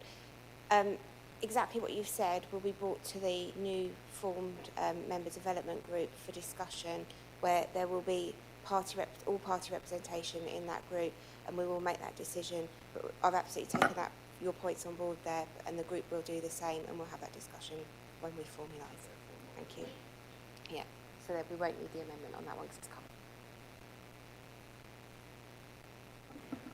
Thank you very much, Councillor Chad. Councillor Forster. Thank you, Madam Chairman. I had mentioned earlier on in a previous debate that I was on the receiving end of some discrimination. It went through a formal complaints process, not relating to this council. It was one of our local councils, parishes. Went through the formal complaints process. The individual who I complained about was found by an independent panel to be guilty of discrimination, bullying, breach of the code of conduct, and bringing the council into disrepute. The sanction imposed was say sorry, and the individual hasn't even done that. I'm therefore fully in support of this motion. Particularly, I like Clause B and the invitation to resign. I'd like to see it stronger than that, but I think as a minimum, that is reasonable. Thank you, Councillor Forster. Are there any other members who wish to speak in debate? Right. Councillor North. Thank you very much, Chairman. The downfall of sitting on the end.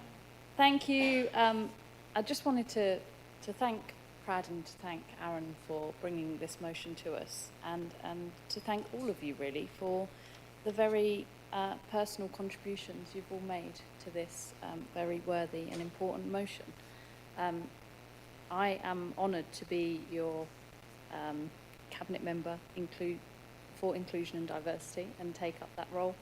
And for the past year, I've been very fortunate to do that and to make hopefully some subtle changes. But Councillor Donnelly alluded to the reintroduction of prayers at full council and the way in which we can bring all different aspects of life together and bring them into our council chamber. He made a very worthy point, and I wanted to thank him for doing that.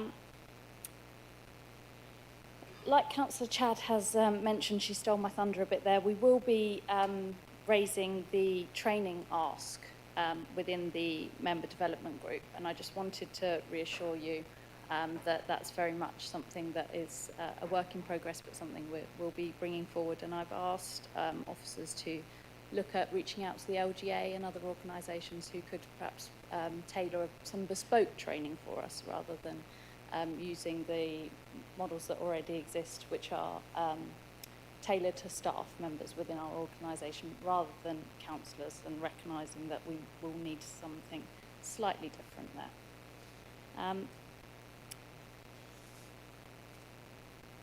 And finally, Chairman, I'm really looking forward to working with Councillor Aaron Ramaleni as the member champion and working with him going forward on this really important role. So congratulations, Aaron. Thank you. Thank you, Councillor North. Are there any other members? Okay, right, thank you. Right, Councillor Parker-Jones, Councillor Henderson, Councillor Collett and Councillor Tuston, you are seconders of this motion, and each one of you reserved the right to speak earlier on this afternoon.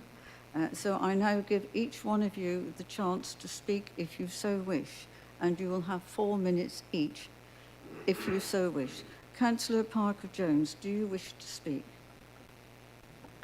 You have Thank- 4 minutes. Thank you.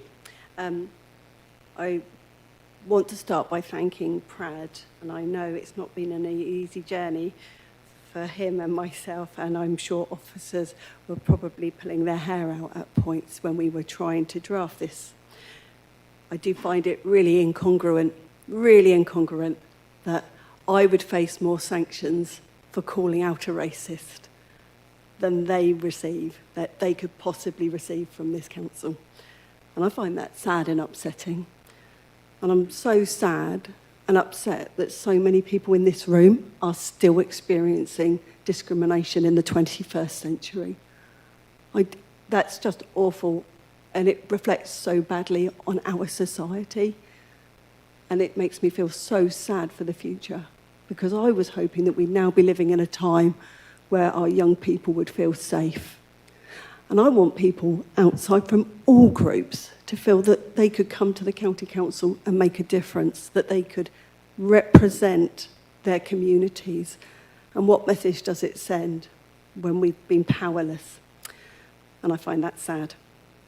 But I'm so, so pleased and so upbeat about the support that is in this room. And that gives me hope. And that's the main thing, that we do remind ourselves and we do check ourselves about what we say. And we do consider the implications for the conversations we have and who might hear them and how they may take those conversations. It's always very sad when somebody says, "I'm sorry if you were offended," as if it's my problem perhaps as a disabled woman to be offended by something. It's not me who should be upset and having to be sorry for being offended. It's the person doing the offending that should be sorry and upset.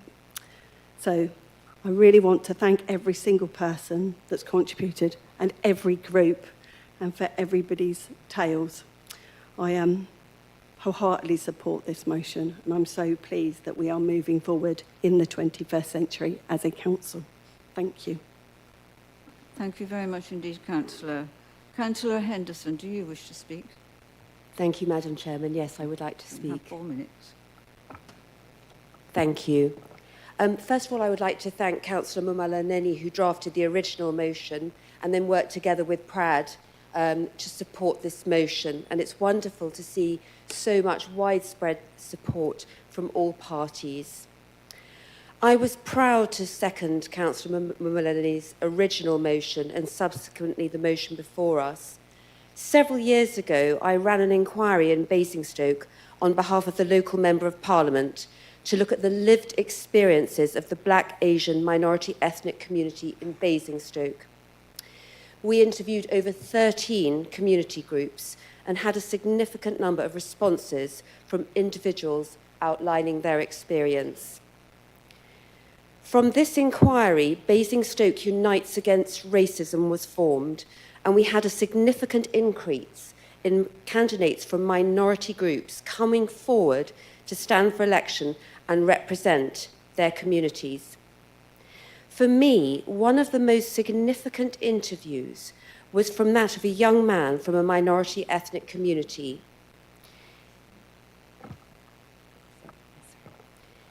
He was working in a fast food restaurant. A customer came in and said in a loud voice that he refused to be served by him. Everyone working behind the counter stopped what they were doing and confronted the customer, asking him to leave unless he apologized. The young man we were interviewing said he could not remember the racist incident as such, but more the overwhelming feeling he had was that all his colleagues were standing up for him and calling it out. That moment, the racist lost all power, and our witness felt totally integrated and supported by his local community. Colleagues, each and every one of us to have the duty to call out racism. Whatever we do, whatever we say, we are always a county councillor. I am proud to stand by my colleague, Councillor Mumala Neni, who submitted moving and troubling submissions to the inquiry, and he was brave enough to be interviewed by national media and these were very harrowing stories he had to relate. So thank you, because it can't be easy to share those memories. We are always in a public arena in whatever sphere we move, and we can never forget that. We all have a duty to represent all residents, and I fully support this motion. Thank you, Councillor Henderson. Councillor Collett, 4 minutes. Thank you, Madam Chair. I'd like to thank Councillor Baines and everyone else who was involved in bringing this motion before us. It's probably in some ways one of the most important motions we've discussed for a very long time. There has been progress. I look back over generations and there has been progress, and it's easy to get to a degree of a certain amount of complacency and thinking job done. Most people in society now recognise that racism is wrong and that sort of discrimination is wrong. But most people, we haven't actually yet won the hearts and minds of everyone, as has been said by several people in the chamber. There is still a job to be done, and that's the job that we're trying to find a way today to take forward within this county council in the context of the issues that we know we're dealing with. And it's not just about racism, it's about all forms of discrimination. The wonderful speech made by Councillor Adams-King a few moments ago, if that had been made 30 years ago in this chamber, he'd have been hounded out of the chamber, I'm sorry to say. I remember a young man from Southampton, when we had Southampton and Portsmouth within Hampshire, came and did a deputation on the issue of the treatment of gay members of staff, and you could feel the ice in the room. That wouldn't happen now. We've made progress, and it's wonderful that we're making that progress, but we're not there yet. There's a long way to go. This actually goes to the fundamentals of my own political philosophy, my own liberalism and liberal democracy, in that, to me, when we get elected to local, national, international, whatever, to represent people, we're there to open doors, to liberate people, to enable them to make the best of their lives.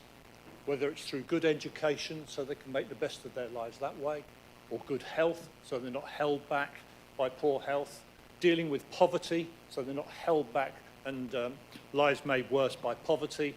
All of those things, we're about liberating them so that they can get on and make the best of their lives. And fighting discrimination is just such an important one that goes onto that list. And it's discrimination across all the different types of discrimination there are.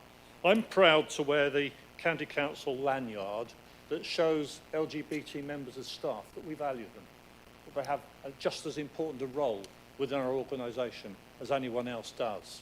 I'm proud of a lot of things like that which fight discrimination, and I thank you, Councillor Baines, for bringing this to us today. We don't very often get a chance to talk about this.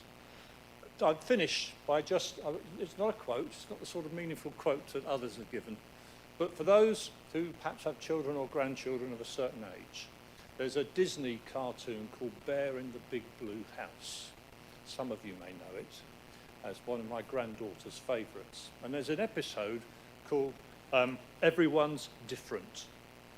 And what it teaches young people is the value of difference. And at one point it shows 20 identical faces on the screen. It said, if everybody looked the same, how would you know which one was your friend? And then it shows a range of different flavours of ice cream. Vanilla, chocolate, strawberry. But if you could only have vanilla, wouldn't that be boring? And it's such a wonderful episode. I really recommend, have a look at it. Have a look at it. Because it really gets over the wonderfulness of diversity. It's not a negative to steer our way around. It's a positive that makes life wonderful. Thank you, Chair. Thank you very much indeed, Councillor Collett. Now it is Councillor Tuston. Again, you have 4 minutes to speak if you so wish. Thank you, Chair. I'll keep it short because I think everyone here is pretty much in agreement on this, and that is wonderful to hear. And as everyone else has, I'll express thanks to everybody that's put all the effort into getting this motion raised and all the debate that's gone on. It's interesting, we talk about bigotry, we talk about discrimination, and to me, a lot of those are the negative words. I try and live my life in the spirit of respect and kindness to all.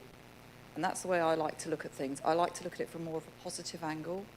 I also have a great sense of pride in the fact that residents have voted for me to take on this position. And I take this position in try to maintain it in a humble position and to deliver what residents want. And that's all the residents that I come into connection with on a daily basis. Please support the motion. I don't think there's going to be any problem with that, but that's all I really want to say. I don't need to add much more. Let's carry on moving forward. Let's carry on improving things, and let's carry on working together with kindness, with respect, and dare I even use the word love. Thank you. Thank you very much, Councillor Tustin. I now invite the leader to reply to the debate. You have up to 5 minutes, if you so wish. Chairman, thank you very much. First of all, I'd like to thank Councillor Collett for giving the Member Development Group their first sort of project in terms of the bear in the big blue house. So, Councillor Chad, I had to refer to her what the name was, so I like that. But in all seriousness, I mean, we think, talking to David, that this actually is quite an historic day. But I think this is the first time, as we think, David, isn't it, that actually a motion has come forward, a joint proposal has come forward across all political parties at the same time. So it's really, I don't need to add too much to all the speakers, but in terms of thanking everybody in the House, and actually including all the officers that have spent a lot of time working and helping put this together as well. I would just like to say that I said at the very beginning, it was an honour to lead this council, and today, a very proud day to be leader of this council. Thank you. Thank you, Councillor Humby. Now it is time for me to ask the proposers of the motion to speak if they so wish. Each person has up to 5 minutes each. You don't have to speak for 5 minutes, but that is your limit. Councillor Baines. Just very quick from me, Madam Chairman. Thank you, and apologies for my minor grammatical error. If I ever do wish to enrol in an English language postgrad, I will definitely be contacting Councillor Davies to be my personal advisor. I'd like to echo all of the positive points raised in this very emotive debate today, and again like to put on record my thanks to Aaron, Keith, Kim, Lou, Juliet, Adrian, Jackie, and all other supporting members that have spoken today. And to conclude, I finalise by commending again this motion to the Chamber. Thank you. Thank you, Councillor Baines. Councillor Mullanemini. Thank you, Madam Chair. I would like to conclude the speech with one experience I would like to share. It's not all doom and gloom. This incident happened to me. Madam Chair, it touched my heart and reaffirmed my belief in the power of unity and progress. During last Christmas, Madam Chair, I had a privilege to visit one of my secondary schools upon their gracious invitation. Little did I know this visit would uncover a hidden chapter of history, one that resonated deeply within me. As I wandered through the halls of my alma mater, I stumbled upon a conversation that would forever change my perspective. I was told the extraordinary tale of a resident's grandfather who, back in 1920, embarked on a journey to Scotland in pursuit of a law degree. This individual, Mr. Kalluri, faced countless obstacles and encountered a world that was far from welcoming. Among the many hardships he endured, one particular incident struck a chord within me. Upon securing admission, the local student association had arranged accommodations in bed and breakfasts. So this gentleman has landed there and tried to enter into the bed and breakfast. And what happened? He was rejected to enter into the bed and breakfast. And discrimination had denied him a place to call home during the significant chapter of his life. But it was that very moment, in that same place, that I felt a surge of pride and determination well upon with me, I proudly shared my own story, highlighting exceptional nature of our beloved Hampshire and incredible residents of my division. I declared that we were not bound by the mistakes of the past, but rather we had become a shining example of progress and unity. Together, we had rewritten the narrative of our community and changed the course of history. Let us remember the story of Mr. Kalluri and the countless individuals who have faced discrimination and adversity. Their stories serves as a reminders of the progress we have made, but also the work that lies ahead.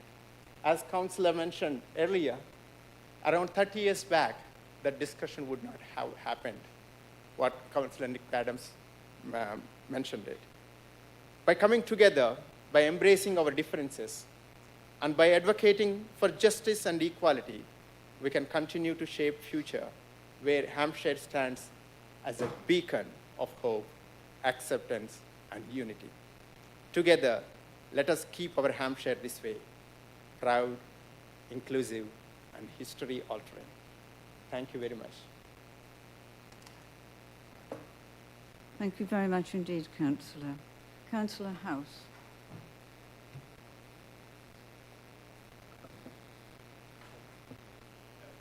Chairman, nothing to add, save please watch the video, please support the motion, and thanks to a great debate, everyone.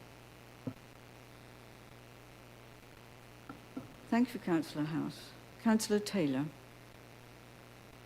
Thank you, Chair. Likewise.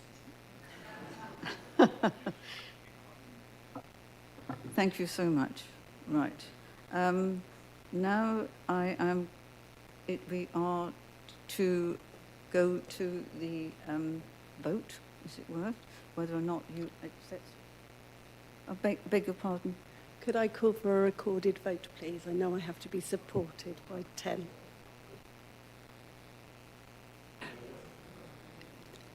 I think it's important that people understand and see everybody puts their name to this. Absolutely. But it's up to 10 people to join me. Members, we need 10 standing members in order to have a recorded vote. I think we have 10 plus. Thank you very much. Consequently, there will be a recorded vote.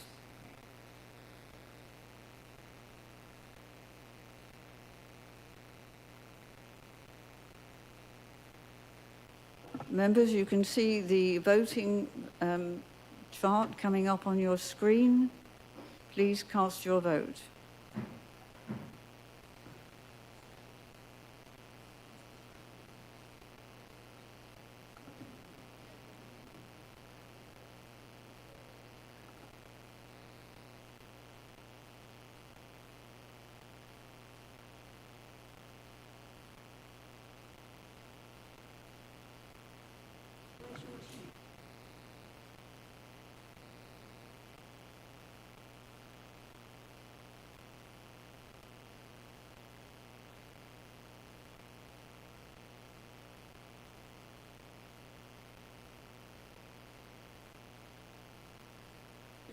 Members, we just want to be absolutely doubly sure that everyone who wishes to vote has voted.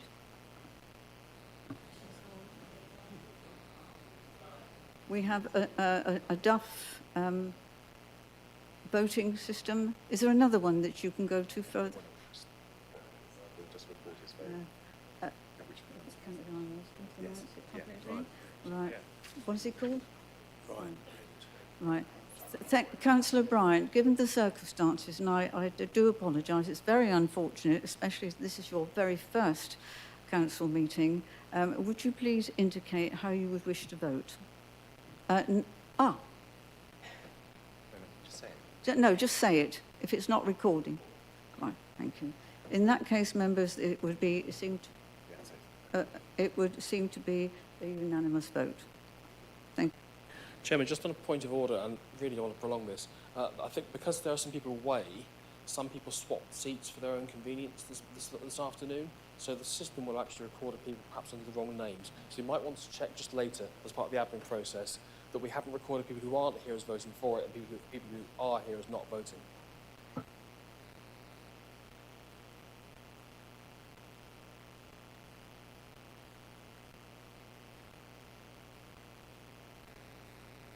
I understand they're going to show the votes now on the screen, so you will all be able to see.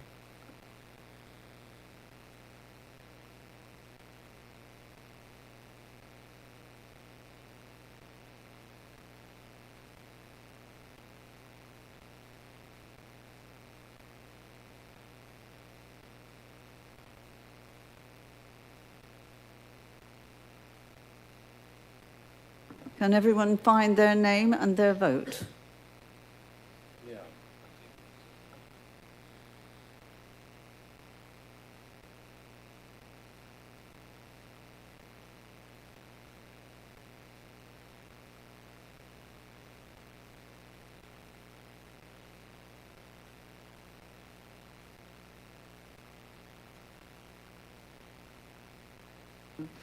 Right. Point of order, Chairman. May I stand again? Where it says not voted, I don't, does that go out into the public arena? Because it can be misunderstood. Because we are talking about people who have not voted are not here. We need to clarify that for the public. Well, I think that's certainly a point that we can take forward. But- Chairman, sorry to prolong it, but it's even more complicated than that, because there are people who've had to leave because of the time of the day who were actually here present earlier in the meeting, like Todd and Porter. So they're not listed as voting. But Councillor Todd is still there. Oh, he said he wasn't going to be. He said he wasn't going to be. I can't turn around that far. Jackie then is the example. So we just need to cross-reference that against current attendance at the end of the meeting. We have indeed made a note of those people who have had to leave early. Thank you. Members, the motion is therefore carried. Now, I know it's been a long morning, but we now start on matters for information only, item 13A.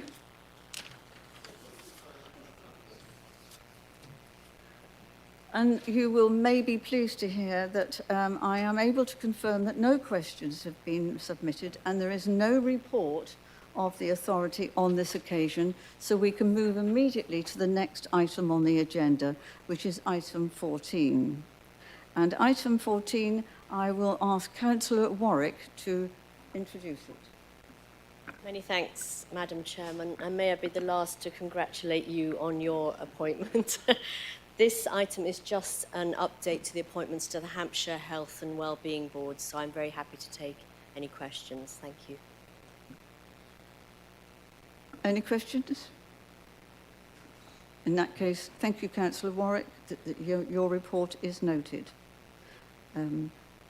Item 15, to receive reports from the Executive Lead Member for Children's Services, which are on pages 49 to 50 in your pack. Councillor Forster? Councillor Heron, beg your pardon. Councillor Heron. Chairman, happy to move the report and answer any questions if there are any. Councillor Thacker. Thank you, Madam Chairman, and congratulations on your election.